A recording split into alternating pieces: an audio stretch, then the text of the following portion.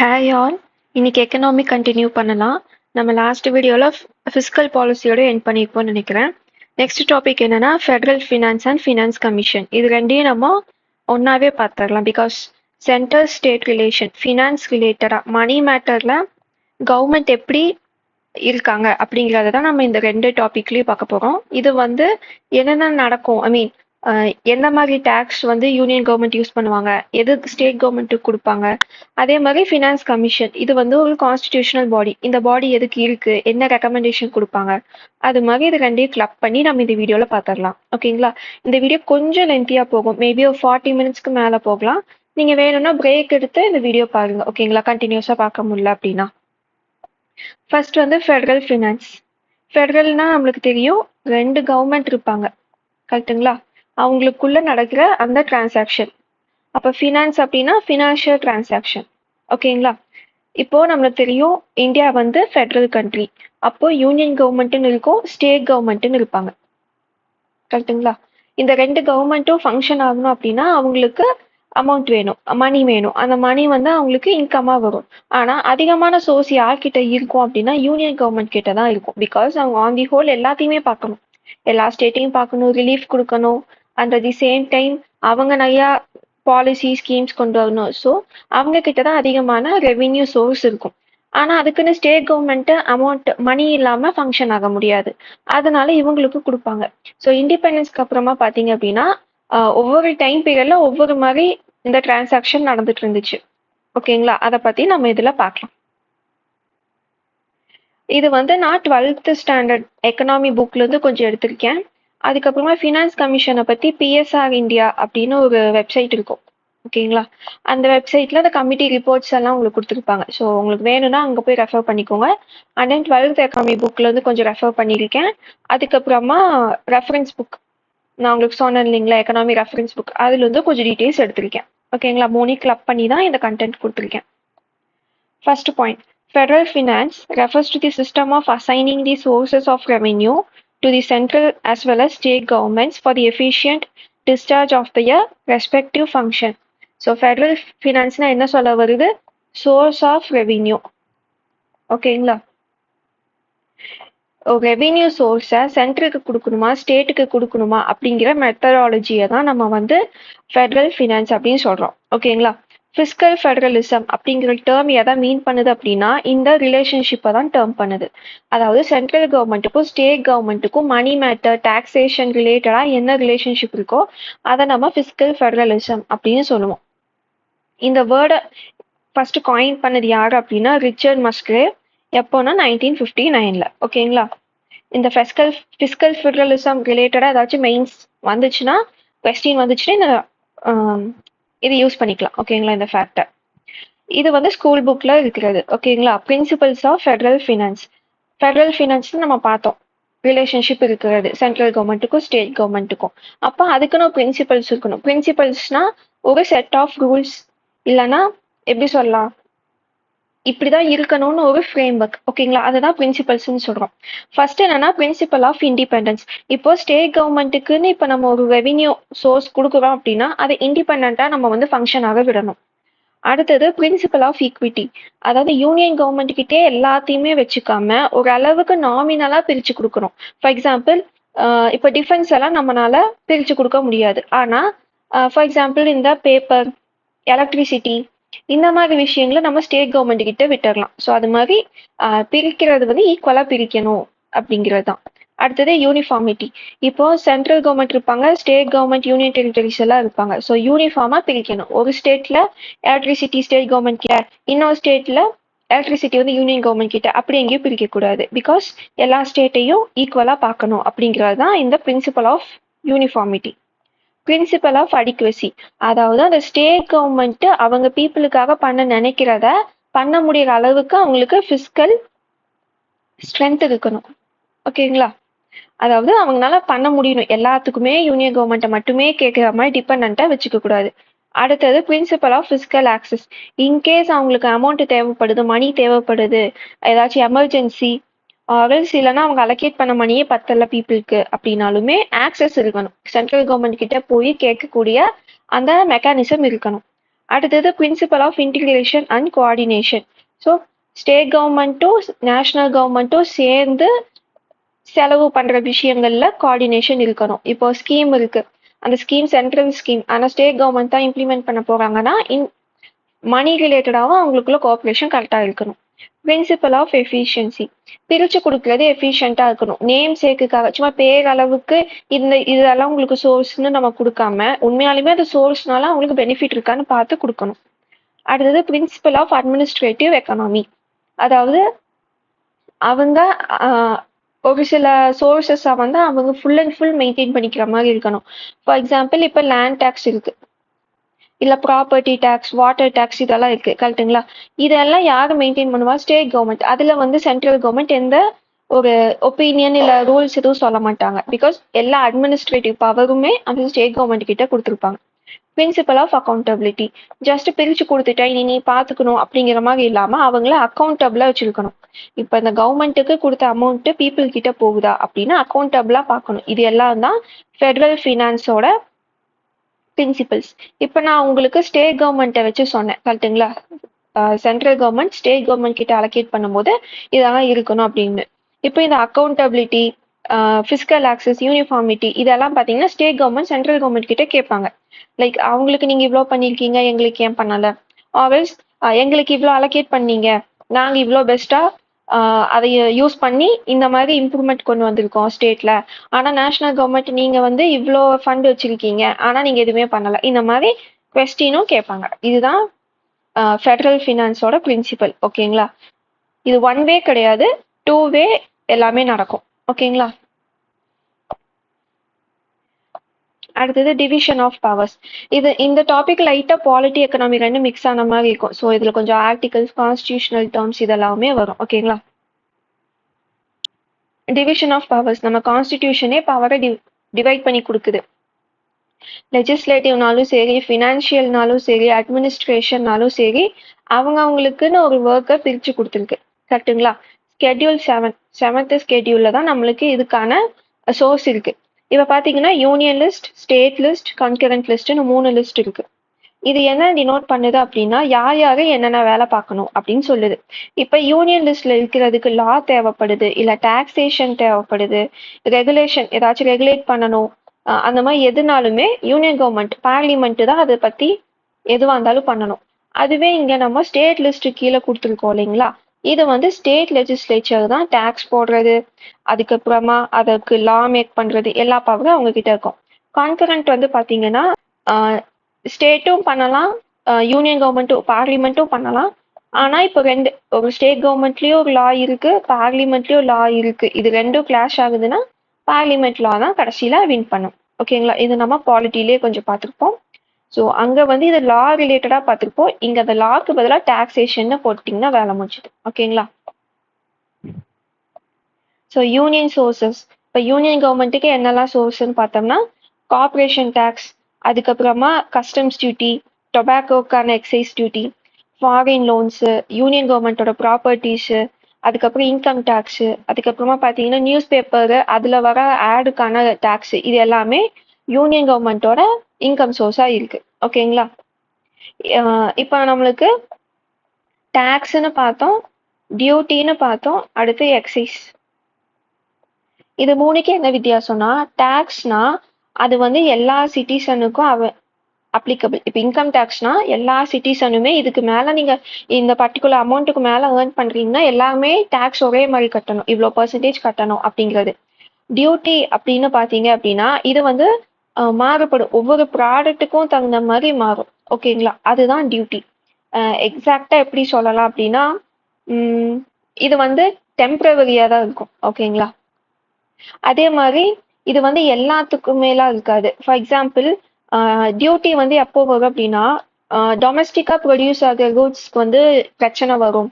For example அதிகமாக cotton import பண்றதுனால இங்க இருக்கிற காட்டன் ஃபார்மர்ஸ் வந்து அஃபெக்ட் பண்ணுவாங்க. அப்படிங்கும் போது என்ன பண்ணுவாங்கன்னா ஒரு லிமிட் வச்சிருப்பாங்க. ஃபார் எக்ஸாம்பிள் 1 டன் காட்டன் நீங்க இம்போர்ட் பண்ணிக்கலாம். ஆனா அதுக்கு மேல நீங்க இம்போர்ட் பண்றீங்க அப்படின்னா இப்போ 5 டன் வரைக்கும் நீங்க இம்போர்ட் பண்றீங்க அப்படின்னா இவ்வளோ பர்சன்டேஜ் நீங்க டியூட்டி பே பண்ணும். அதுவே நீங்க வந்து ஒரு 100 டன் இது பண்றீங்க அப்படின்னா அதுக்கு இவ்வளோ பர்சன்டேஜ், அந்த மாதிரி. ஓகேங்களா? அதாவது டேக்ஸுக்கும் டியூட்டிக்கும் என்ன வித்தியாசம் அப்படின்னா டேக்ஸ் வந்து சிட்டிசன்ஸ் பே பண்ணுவாங்க நோ மேட்டர் வாட். இந்த ரூலுக்குள்ள நீங்க வர்றீங்க அந்த கிரைட்டீரியாக்குள்ள வர்றீங்கன்னா டேக்ஸ் கட்டி தான் ஆகணுங்கிறது. டியூட்டி அப்படிங்கிறது பார்த்தோம் அப்படின்னா அந்த டொமஸ்டிக்கா இருக்கிற ஒரு கம்பெனியோ ஃபார்மர்ஸையோ ப்ரொடெக்ட் பண்றதுக்காக இம்போர்ட் மேல போட போற ஒரு ரெஸ்ட்ரிக்ஷன். ஓகேங்களா? ஸோ தட் அது வந்து பாத்தீங்கன்னா டொமஸ்டிக் ரேட்டோட அது மேட்ச் ஆகும். ஃபார் எக்ஸாம்பிள் ஒவ்வொரு மாதிரி ரேட் இருக்கும். கரெக்ட்டுங்களா? ஸோ ஆவரேஜா அவங்க எடுத்து இந்த மாசம் இதுதான் டியூட்டி அப்படின்னு சொல்லுவாங்க. இந்த மாசம் நீங்க இம்போர்ட் பண்றீங்கன்னா இவ்வளவு டியூட்டி நீங்க பே பண்ணணும். அப்பதான் இம்போர்ட் பண்ணதும் டொமஸ்டிக்கா ப்ரொடியூஸ் ஆகுறது ஒரே ரேட்டுக்கு வரும். அடுத்த மாசம் விலைவாசி ஏறுதுன்னு வச்சுக்கோங்களேன். அப்போ இம்போர்ட் பண்றது சீப் ஆயிடக்கூடாது. அப்போ இம்போர்ட் டியூட்டியை இன்க்ரீஸ் பண்ணுவாங்க. இதுதான் டியூட்டிக்கும் டேக்ஸுக்கும் இருக்க வித்தியாசம். அடுத்து எக்ஸைஸ் அப்படின்னா ஒரு ப்ராடக்ட் அதை வாங்கக்கூடாதுன்னு கவர்மெண்ட் நினைக்கிறாங்க. And at the same time சிட்டிசனோட ஃப்ரீடம்லையும் கை வைக்க முடியாது. Example tobacco. அப்ப என்ன பண்ணுவாங்க, அதுக்கு எக்ஸைஸ் டியூட்டி போடுவாங்க, அதாவது அதிகமான டேக்ஸ். ஓகேங்களா? ஸோ தட் ப்ரைஸ் இன்க்ரீஸ் ஆகும், சிட்டிசன்ஸ் அதை யூஸ் பண்ண மாட்டாங்க அப்படின்னு. இந்த ஆல்கஹாலுக்கு இதுக்கெல்லாம் எக்ஸைஸ் டியூட்டின்னு சொல்லுவாங்க. ஓகேங்களா? அதே மாதிரி ஒரு சில கம்பெனிஸ் வந்து ப்ரொடியூஸ் பண்ணும்போது அதுக்கு எக்ஸைஸ் டியூட்டி போடுவாங்க. எதுக்குன்னா அந்த ப்ரொடக்ஷனே கொஞ்சம் வந்து பொல்யூஷன் கொடுக்குற மாதிரி இருக்கும். ஓகேங்களா? அதனால அவங்கள வந்து அந்த பொல்யூஷன் அதிகமா ஆகுறதுக்கு ஈடுகட்டுற விடாம அவங்கள எக்ஸைஸ் டியூட்டி பே பண்ண சொல்லுவாங்க. ஓகேங்களா? ஸோ இதுதான் டேக்ஸ், டியூட்டி, எக்ஸைஸ்க்கு இருக்கிற வித்தியாசம். ஓகே, அடுத்தது ஸ்டேட்டோட சோர்ஸ். ஃபர்ஸ்ட் வந்து பார்த்தோம்னா கேபிடேஷன் டேக்ஸ். கேபிடேஷன் டேக்ஸ் அப்படின்னா இப்போ ஒரு ஹெட், ஓகேங்களா, ஒரு ஃபேமிலியில ஒரு ஹெட் இருக்காங்க. அந்த ஹெட் வந்து 10 ரூபாய் பே பண்ணும். ஓகேங்களா? இன்னொரு ஃபேமிலியில அந்த ஒருத்தங்க மட்டும்தான் இருக்காங்க, அவங்க மட்டும்தான் அந்த ஃபேமிலி, அவங்களும் 10 ரூபாய் பே பண்ணுவாங்க. இன்னொரு ஃபேமிலி இருக்காங்க, அதுல பார்த்தோம் அப்படின்னா 50 மெம்பர்ஸ் இருக்காங்க, ஜாயிண்ட் ஃபேமிலி, கசின்ஸ் எல்லாரும் சேர்ந்து ஒரே வீட்டில் இருக்காங்கன்னு வச்சுக்கலாம் எக்ஸாம்பிளுக்கு. அவங்களும் 10 ரூபாய் தான் பே பண்ணுவாங்க. ஸோ இதுல இருந்து நம்மளுக்கு என்ன தெரியுது அப்படின்னா ஸ்டேட் கவர்மெண்ட் வந்து நீங்க எவ்வளோ பெரிய ஃபேமிலியா இருந்தாலும் சரி, நீங்க எவ்வளோ ஏர்ன் பண்ணாலும் சரி, ஏர்ன் பண்ணலனாலும் சரி, இதை நீங்க பே பண்ணியே ஆகணும் அப்படின்னு சொல்றதுதான் கேபிடேஷன் டேக்ஸ். ஃபார் எக்ஸாம்பிள் என்ன சொல்லலாம் அப்படின்னா இந்த சாலிட் வேஸ்ட் மேனேஜ்மெண்ட்டுக்கு ஒரு வீட்டுக்கு இவ்வளோன்னு வாங்குவாங்க. அது எவ்வளோ பெரிய வீடாக இருந்தாலும் சரி, அவங்களுக்கு அந்த யூனிஃபார்மா அலோகேட் பண்ணியிருப்பாங்க. ஸோ அதுதான் கேபிடேஷன் டேக்ஸ். ஓகேங்களா? அடுத்தது duties in respect to succession to agriculture land. Agriculture லேண்டுக்கு அடுத்து வாரிசு அந்த டிரான்ஸ்ஃபர் அது ரிலேட்டடாக இருக்கிற அமௌண்ட். அடுத்தது duties on exercise on alcohol, land revenue, அப்போ ஸ்டாம்ப் டியூட்டி. இப்போ நம்ம வந்து ஸ்டேட்டுக்குள்ள ஏதாச்சும் லேண்ட் வாங்கி ரெஜிஸ்டர் பண்ணுறோம், கம்பெனி ரெஜிஸ்டர் பண்ணுறோன்னா ஸ்டாம்ப் வாங்குவோம். கரெக்டுங்களா? ஸோ அந்த அந்த அமௌண்ட் யாருக்கு போகுதுன்னா ஸ்டேட் கவர்மெண்ட்டுக்கு போகும். ஓகேங்களா? அதுவே யூனியன் லிஸ்ட்டுக்கு கீழே வந்திருக்கு அப்படின்னா அது யூனியன் லிஸ்ட்டுக்கு போகும். எப்படி ரெண்டுமே வரும்னா இப்போ நீங்க அக்ரி லேண்ட் ரெஜிஸ்டர் பண்றீங்க, இல்ல அப்படின்னா நீங்க ப்ராப்பர்ட்டியோ வீடோ வாங்கி ரெஜிஸ்டர் பண்றீங்க அப்படின்னா ஸ்டேட் கவர்மெண்ட் கீழே வரும். அதுவே நீங்க ஒரு பெரிய கம்பெனியா, ஃபார் எக்ஸாம்பிள் ஒரு ஐடி கம்பெனி பெருசா கட்டுறீங்க, அதாவது ஒரு 1000 பேர் ஒர்க் பண்ற அளவுக்கு, ஸோ இந்த மாதிரி லீகல் திங்க்கு நீங்க ரெஜிஸ்டர் பண்ணுவீங்க, அதெல்லாம் யூனியன் லிஸ்ட்டுக்கு கீழே வரும். அப்போ அந்த ஸ்டாம்ப் டியூட்டி யாருக்கு போகும்னா யூனியன் கவர்மெண்ட்டுக்கு. டிஃபரன்ஸ் புரியுதுங்களா? அடுத்தது டாக்ஸஸ் ஆன் அக்ரிகல்ச்சர் இன்கம். நம்ம யூனியன் லிஸ்ட்ல இன்கம் டேக்ஸ் பார்த்தோம். கரெக்டுங்களா? அங்க வந்து அக்ரிகல்ச்சர் இன்கம் கணக்கு எடுத்துக்க மாட்டாங்க. அக்ரிகல்ச்சர் இன்கம்ல டாக்ஸ் யார் போடுவாங்கன்னா ஸ்டேட் கவர்மெண்ட் தான் போடுவாங்க. அடுத்தது எலக்ட்ரிசிட்டியோட சேல் அண்ட் கன்சம்ஷன். அதுல இருந்து நம்மளுக்கு ஸ்டேட் கவர்மெண்ட்டுக்கு சோர்ஸ், ரெவென்யூ சோர்ஸாக இருக்கும். அடுத்தது நியூஸ் பேப்பர்ல வர அட்வர்டைஸ்மெண்ட். ஓகேங்களா? இப்போ இது ரெண்டுமே இருக்கு. ஆனா இது ரெண்டுக்கும் என்ன வித்தியாசம் அப்படின்னா இப்போ தினத்தந்தி இதெல்லாம் இருக்கு இல்லைங்களா, தினகரன், இது எல்லாமே ஒரு ஸ்டேட்டுக்குள்ள இருக்கும். அப்போ இதுல வர ரெவென்யூ எல்லாமே ஸ்டேட் கவர்மெண்ட்டுக்கு போகும். இப்போ ஹிந்து இருக்கு, அது வந்து எல்லா பக்கமுமே இருக்கும். கரெக்டுங்களா? இந்தியா ஃபுல்லா சர்க்குலேட் ஆகும். அப்ப அதுக்கு யூனியன் கிட்ட டாக்ஸ் பே பண்ணுவாங்க. ஸோ இதுதான் இது ரெண்டுக்கும் இருக்கிற வித்தியாசம். ஸோ நம்ம வந்து இப்போ ஃபிஸ்கல் ஃபெடரல் ஃபினான்ஸ் அப்படின்னா என்னன்னு பார்த்தோம். அடுத்தது வந்து எப்படி டிவிஷன் ஆஃப் பவர் இருக்குன்னு பார்த்தோம். யூனியன் கவர்மெண்ட்டுக்கும் ஸ்டேட் கவர்மெண்ட்டுக்கும் என்ன சோர்ஸ் இருக்கு அப்படிங்கிறத பார்த்தோம். இப்போ அடுத்தது வந்து பார்த்தோம்னா கான்ஸ்டியூஷன்ல என்னெல்லாம் சொல்லியிருக்காங்க அப்படிங்கிறத நம்ம லைனா பார்த்துக்கலாம். ஃபர்ஸ்ட் என்ன பார்க்குறோம்னா ஆர்டிகல் 269. ஆர்டிகல் 269 என்ன சொல்லுதுன்னா taxes levied and collected by the union but assigned to the state. இதோட மீனிங் என்னன்னா, ஒரு டேக்ஸ் இருக்கு. இந்த டேக்ஸ் கொண்டு வந்தது யாரு அப்படின்னா யூனியன் கவர்மெண்ட்டா இருப்பாங்க. அதை கலெக்ட் பண்றது யாருன்னா யூனியன் கவர்மெண்ட்டா இருப்பாங்க. இப்ப கலெக்ட் பண்ணி ஒரு 100 crores வருது அப்படின்னா அதை அவங்க யூஸ் பண்ணவே மாட்டாங்க, அப்படியே ஸ்டேட் கவர்மெண்ட் கிட்ட கொடுத்துருவாங்க. ஓகேங்களா? இதுதான் ஆர்டிகல் 269 சொல்லுது. ஸோ இது மாதிரி இருக்கிற டேக்ஸ் எல்லாம் என்னன்னு பார்த்தோம் அப்படின்னா இந்த railway fares and freights, train ticket, அதுக்கப்புறமா அந்த ஃப்ரைட்ஸ், அந்த பேக்கேஜ் டிரான்சாக்ஷன், அதுல வர டேக்ஸ் அமௌண்ட். அதாவது இப்போ நீங்க ஒரு டிக்கெட் வாங்குறீங்க, அதுக்கு இவ்வளோ அமௌண்ட்னு இருக்கும், அது போக டேக்ஸ் போட்டிருப்பாங்க. அந்த அமௌண்ட் வந்து பார்த்தீங்கன்னா ரயில்வேவோட ப்ராஃபிட் யூனியன் கவர்மெண்ட்டுக்கு போகும். இந்த டேக்ஸ் யாருக்கு போகும்னா ஸ்டேட் கவர்மெண்ட்டுக்கு போகும். ஓகேங்களா? அடுத்தது என்னன்னா இந்த பேசேஜ் ஆஃப் ரயில்வே, சிஆர், இந்த டிரான்ஸ்போர்ட்டேஷன் ரிலேட்டடாக வர டேக்ஸ் எல்லாமே ஸ்டேட்டு கிட்ட தராங்க. ஓகேங்களா? Estate duty in respect to property other than agriculture land, agri லேண்டை தவிர இருக்கிற லேண்டுக்கு போடுற duties. Next taxes on the sale or purchase of newspapers on advertisement published therein. So இதுவுமே யூனியன் கவர்மெண்ட் வாங்குறாங்க, பட் ஸ்டேட் கவர்மெண்ட்டுக்கு எப்போ கொடுப்பாங்கன்னா, எக்ஸாம்பிள் எந்த நியூஸ் பேப்பர் சொல்லலாம்னா, இப்போ ஹிந்துவே எடுத்துக்கோங்க. இப்போ நம்ம சென்னையில இருக்கோம், இல்ல கோயம்புத்தூர்ல இருக்கோம், மதுரையில இருக்கோம்னா நம்மளுக்கு அந்த எடிஷன் கிடைக்கும். கரெக்ட்டுங்களா? இப்போ வேற எடிஷன் இதுக்காக டிராவல் பண்ணி வருது அப்படின்னா, இப்போ வந்து எக்ஸ்ட்ராவா நம்ம முன்னாடியே பே பண்ணி சப்ஸ்கிரிப்ஷன் எடுத்து வச்சு கூட அந்த எக்ஸ்ட்ரா சார்ஜ் கேட்பாங்க. அது கொடுத்தோம் அப்படின்னா, ஃபார் எக்ஸாம்பிள் நான் கோயம்புத்தூர்ல இருப்பேன், ஆனா எனக்கு சென்னை எடிஷன் கொடுப்பாங்க, இல்ல டெல்லி எடிஷன் கொடுப்பாங்க. இது மாதிரி இருக்கிறதுக்கு வந்து பாத்தீங்கன்னா அதை ஸ்டேட்டுக்கிட்டே திருப்பி கொடுத்துருவாங்க. ஓகேங்களா? அதுக்கு போடுற டேக்ஸை. இது மோஸ்டா இது வந்து பேப்பர்ல இருக்கும், பட் ரியாலிட்டியில இது நெக்லிஜிபிள் தான். ஓகேங்களா? ஸ்டாக் எக்ஸ்சேஞ்ச், ஃபியூச்சர் மார்க்கெட்ஸ், இந்த என்எஸ்சி இதுலலாம் இந்த டேக்ஸ் போடுறாங்க இல்லைங்களா, அதையுமே பிரிச்சு ஸ்டேட்ஸுக்கு தான் கொடுப்பாங்க. ஓகே.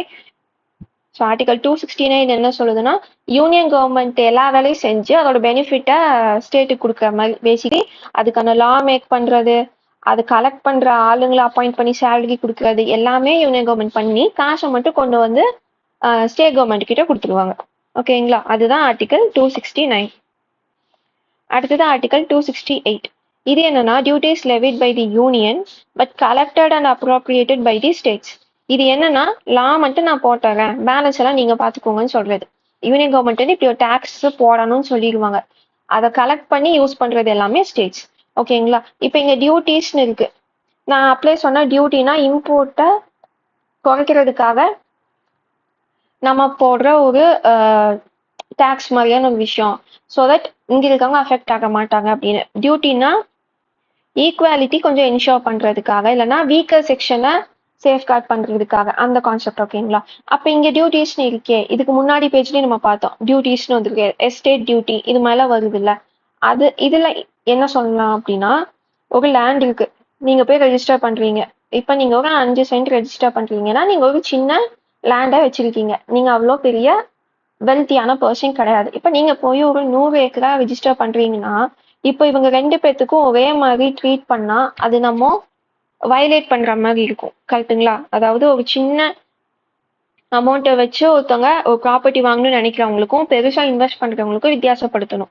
ஆனா டேக்ஸ் வந்து பெர்சன்டேஜ் வைஸ்ல நம்ம இன்க்ரீஸ் பண்ண முடியாது, பிகாஸ் அது வந்து இவங்களே அஃபெக்ட் பண்ணும். அப்ப என்ன பண்ணுவாங்கன்னா அது வந்து ஸ்டேட் டு ஸ்டேட் மாறும், இயர் ஆன் இயர் மாறும். ஓகேங்களா? இப்ப கரெக்டா என்னன்னு கரெக்டா தெரியல, பட் ஐ திங்க் 20 சென்ட்னு நினைக்கிறேன். அதுக்கு மேல போகும்போது ஒரு ஏக்கராக்கு இவ்வளோ, 10 ஏக்கரா வாங்கினாங்க ரெஜிஸ்டர் பண்றாங்க ஒருத்தங்க பேர்லன்னா இவ்வளோ, 100 ஏக்கர்னா இவ்வளோ, அந்த மாதிரி அவங்க டியூட்டி போடுவாங்க. டியூட்டிங்கிறது பர்சன்டேஜ் இந்த இதுல வராது, அடிஷ்னலா நீங்க இவ்வளோ பே பண்ணணும் அப்பதான் ரெஜிஸ்டர் பண்ணுவோம் அப்படிங்கிற மாதிரி சொல்லுவாங்க. ஓகேங்களா? இப்போ டியூட்டினா புரியுதுங்களா? இப்போ இம்போர்ட் பண்றதுனால இங்க இருக்கிற ஃபார்மசியோ இங்க இருக்கிற கம்பெனிஸையோ நம்ம வந்து ப்ரொடெக்ட் பண்ணாம இருக்கோம், அதனால டியூட்டி வந்து இம்போர்ட்ல போடுறாங்க. இன்னொரு பக்கம் டியூட்டி எங்க பாக்குறோம் அப்படின்னா லேண்ட் ரிலேட்டட்ல நம்ம பாக்குறோம். ஓகேங்களா? ஸோ டியூட்டினா உங்களுக்கு நான் இம்போர்ட் வச்சு சொன்னேன், அதோட கான்செப்ட் வந்து உங்களுக்கு இப்போ புரிஞ்சிருக்கும்னு நினைக்கிறேன். இன்கேஸ் டியூட்டி டவுட் ஆகுது அப்படின்னா கமெண்ட் பண்ணுங்க, நான் அதுக்கு ஷார்ட்ஸ் வீடியோ அப்லோட் பண்றேன். ஓகேங்களா? ஸோ ஆர்டிகல் 268 வந்து சொல்றது என்ன, லா மேக்கிங் வேலை என்னோடது, கலெக்ட் பண்றது யூஸ் பண்றதெல்லாம் உங்க பாடு அப்படின்னு சொல்றது தான் ஆர்டிகல் 268. இதுக்கு கீழே என்ன வரும் அப்படின்னா medicinal and toilet preparation. Toilet ப்ரிப்ரேஷன்னா இந்த சோப்பு, ஹேண்ட் வாஷ் இந்த மாதிரி எல்லாம் இருக்கு இல்லைங்களா, இந்த ப்ரிப்ரேஷன். இதுக்கு வந்து எக்ஸைஸ் டியூட்டி போடுவாங்க. ஏன்? பிகாஸ் இது வந்து பொல்யூஷனை மேக் பண்ணும். கரெக்ட்டுங்களா? இந்த ப்ரொடக்ஷன் ப்ராசஸ்ல நிறைய வேஸ்ட் வரும். ஸோ அதை வந்து தனியா அவங்க ஹேண்டில் பண்ணும் கவர்மெண்ட் சாலிட் வேஸ்ட்டை. அதனால இதுக்கு வந்து எக்ஸைஸ் டியூட்டி போடுவாங்க. ஸோ தட் அந்த வேஸ்ட்டை வந்து குறைக்க ட்ரை பண்ணுவாங்க அப்படின்னு. அதையும் ஸ்டாம்ப் டியூட்டியும் கவர்மெண்ட் வந்து வாங்கிக்கோங்கன்னு சொல்லி லா மட்டும்தான் போடுவாங்க எவ்வளோ பர்சன்டேஜ்னு. இப்போ ஒரு கம்பெனி இருக்கு, தமிழ்நாட்டில் இருக்காங்க, ஃபார்மசிட்டிக்கல் கம்பெனி, ஓகேங்களா? பேராசிட்டமால் அவங்க மேக் பண்றாங்க அப்படின்னா அவங்களுக்கு எவ்வளோ பர்சன்டேஜ் டேக்ஸ் அப்படிங்கறத யூனியன் கவர்மெண்ட் சொல்லிடுவாங்க. அதை வாங்கி யூஸ் பண்றது தமிழ்நாடு கவர்மெண்ட்டா இருப்பாங்க. ஓகேங்களா? இப்ப அதே கம்பெனி, மெடிக்கல் கம்பெனி யூனியன் டெரிட்டரியில இருக்கு, ஓகேங்களா? அப்ப என்ன ஆகும் அப்படின்னா கவர்மெண்ட் ஆஃப் இந்தியா தான் அதை கலெக்ட் பண்ணுவாங்க. ஓகேங்களா? ஸோ ஸ்டேட் இருக்கு, யூனியன் டெரிட்டரி இருக்கு. ஸ்டேட்டுக்கு ஸ்டேட் கவர்மெண்ட் இருக்கும், யூனியன் டெரிட்டரிக்கு கவர்மெண்ட் ஆஃப் இந்தியா தான் எல்லாத்துக்குமே இன்சார்ஜ். அப்ப எங்கெல்லாம் ஸ்டேட் கவர்மெண்ட் அதை யூஸ் பண்ணிக்கலாம்னு சொல்றாங்களோ யூனியன் டெரிட்டரியில அது கவர்மெண்ட் ஆஃப் இந்தியா. ஓகேங்களா? இப்போ சீஃப் மினிஸ்டர் இருக்கிற யூனியன் டெரிட்டரிஸ் எல்லாம் இது கீழே வராது. நான் சொல்றது டைரக்டா பார்லிமெண்ட்டுக்கு கீழே இருக்கிற union territories. Example Andaman and Nicobar Island. அதே பாண்டிச்சேரி பார்த்தீங்கன்னா உங்களுக்கு சிஎம் எல்லாம் இருப்பாங்க. அப்போ அந்த கவர்மெண்ட் தான் அதை கலெக்ட் பண்ணுவாங்க. டிஃபரன்ஸ் புரியுதுங்களா? அடுத்தது ஆர்டிகல் 275. ஆர்டிகல் 275 வந்து பார்த்தீங்கன்னா கிராண்ட் இன் எய்ட்ஸை பற்றி சொல்லுது. இப்போ எய்டுனா என்னது? இந்த நிவாரணம் அது மாதிரி நம்ம சொல்லுவோம், கரெக்டுங்களா? ரிலீஃப், எய்ட் அதெல்லாம். ஸோ கிராண்ட் இன் எய்ட்னா இப்போ ஸ்டேட்டுக்கு அலோகேட் பண்ண அமௌண்ட் பத்தல, ஃபினான்ஸ் கமிஷன் இவ்வளோ அலோகேட் பண்ணுங்க அப்படின்னு சொல்றாங்க. ஆனா ஸ்டேட் கவர்மெண்ட் என்ன சொல்றாங்கன்னா இல்ல இது எங்களுக்கு பத்தாது, நாங்க கடன் தான் வாங்கணும், ஸோ எங்களுக்கு அமௌண்ட் கொடுங்க அப்படின்னு சென்ட்ரல் கவர்மெண்ட் கிட்ட கேட்பாங்க. சென்ட்ரல் கவர்மெண்ட்டும் அதை பார்த்துட்டு ஓகே இவங்க கேட்கறது வேலிடா இருக்குன்னு சொல்லி இவ்வளவு அமௌண்ட்டை வச்சுக்கோங்கன்னு சொல்லி கொடுப்பாங்க. அதுதான் கிராண்ட் இன் எய்டு. ஓகேங்களா? அடுத்தது ஆர்டிகல் 282. இப்படி ஸ்டேட் கவர்மெண்ட்டும் கேட்கலாம், சென்ட்ரல் கவர்மெண்ட்டுக்கு கொடுக்க ரைட்ஸ் இருக்குன்னு சொல்றது ஆர்டிகல் 275. ஓகேங்களா? அடுத்தது ஆர்டிகல் 282. இது என்ன சொல்லுது அப்படின்னா allows the center to allocate funds for projects that may benefit state or region, promoting cooperative federalism and collaborative governance. Basically இதுதான் இந்த சென்ட்ரல் செக்டார் ஸ்கீம், இதுக்கெல்லாம் ஒரு பேஸ். ஓகேங்களா? ஒரு ஸ்டேட்டையோ ரீஜனையோ டெவலப் பண்றதுக்காக சென்ட்ரல் கவர்மெண்ட் வந்து ஸ்டேட் கவர்மெண்ட்டுக்கு காசு அலோகேட் பண்ணலாம் அப்படின்னு சொல்றது ஆர்டிகல் 282. ஸோ 275 என்ன சொல்லுது? ஸ்டேட் கவர்மெண்ட் வந்து எங்களுக்கு ஓவராலாவே பத்தல, அதாவது பர்டிகுலரா வந்து இதுக்கு பத்தல அதுக்கு பத்தலன்னு கேட்க மாட்டாங்க. எங்க கவர்மெண்ட் ஃபங்க்ஷன் ஆகிறதுக்கு இவ்வளவு வேணும், இவ்வளோ பத்தாம இருக்கு, டெபிசிட்டா இருக்குன்னு கேட்பாங்க. 282 என்னன்னா சென்ட்ரல் கவர்மெண்ட்டா வந்து இங்கெல்லாம் நீங்க இதை டெவலப் பண்ணலாம், இல்லைன்னா கேர்ள்ஸோட எஜுகேஷன் ரொம்ப கம்மியா இருக்கு, ஸோ அதை ப்ரொமோட் பண்ணக்கு நீங்க இந்த ஸ்கீமுக்கு இவ்வளோ செலவு பண்ணுங்க அப்படின்னு கொடுக்கறது ஆர்டிகல் 282. Next article 293.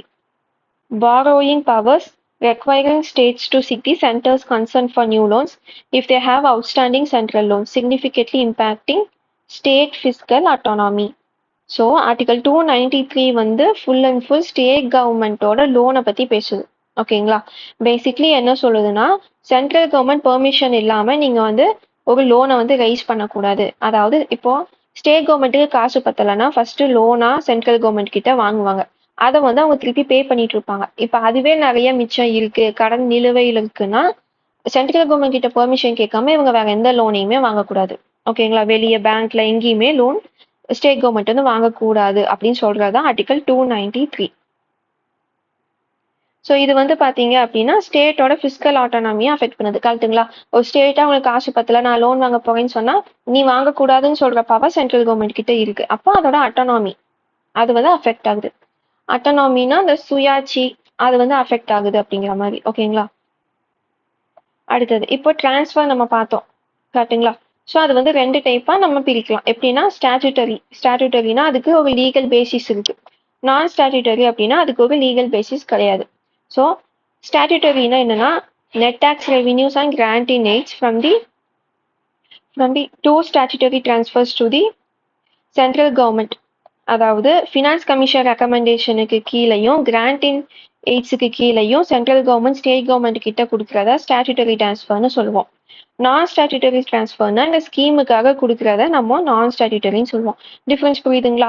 பிகாஸ் ஸ்கீமுக்காக கொடுக்கறதுக்குன்னு ஒரு லாவோ எதுவுமே கிடையாது. இந்த ஸ்கீம் இருக்கு, இந்த ஸ்கீமுக்குள்ள நம்ம சொல்லியிருப்போம், லான்ச் பண்ணும்போது கவர்மெண்ட் சொல்லியிருப்பாங்க இவ்வளோ நான் வந்து தரேன், இவ்வளோ ரேஷியோல நம்ம ஷேர் பண்ணிக்கலாம் அப்படின்னு சொல்லியிருப்பாங்க.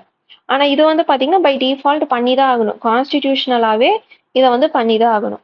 கரெக்ட்டுங்களா? ஸோ அது வச்சு நம்ம இப்படி டிஃப்ரென்ஷியேட் பண்ணிக்கலாம். ஓகேங்களா? பிகாஸ் எம்சிக்யூல கீழே இருக்கிறதுல எது டிரான்ஸ்ஃபர் ஸ்டாட்யூட்டரி டிரான்ஸ்ஃபர் அப்படின்னு கேட்டாங்கன்னா கன்ஃபியூஸ் ஆகக்கூடாது. அதனால தான் உங்களுக்கு நான் இது கொடுத்தேன். Centrally sponsor scheme, central sector ஸ்கீம்னு ரெண்டு இருக்கு.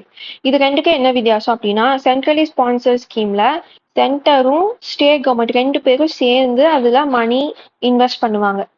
சென்ட்ரல் செக்டார் ஸ்கீம் அப்படின்னா சென்ட்ரல் கவர்மெண்ட்டுக்கு மட்டும்தான் ஃபுல் ரெஸ்பான்சிபிலிட்டி இருக்கும். ஓகேங்களா? So centrally sponsor scheme, central sector scheme இது ரெண்டுக்கும் எக்ஸாம்பிள் நீங்க கமெண்ட் பாக்ஸ்ல கமெண்ட் பண்ணுங்க. ஓகேங்களா? இப்போ ஃபிஸ்கல் சென்ட்ரலைசேஷன். இப்போ ஃபிஸ்கல் ஃபெடரேஷன் பார்த்தோம். கரெக்ட்டுங்களா? இல்லைன்னா எப்படி சொல்லலாம், ஃபிஸ்கல் ஃபெடரலிசம்னா அந்த மியூச்சுவலா ஈக்குவலா ரெண்டு பேரும் எல்லாம் பேசி ஷேர் பண்ணிக்கிறத ஃபெடரலிசம்னு சொல்லுவோம். சென்ட்ரலைசேஷன் என்ன, ஒருத்தங்க கிட்ட அதிகமான பவர் இருக்கிறது.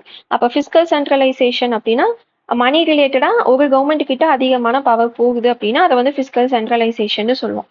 அதோட கன்செப்ட்ஸ் அப்படி ஆகுது அப்படின்னா அது என்னெல்லாம் கொண்டு வருது அப்படிங்கிறத நெக்ஸ்ட் ஒரு 2-3 ஸ்லைட்ல பார்க்கலாம்.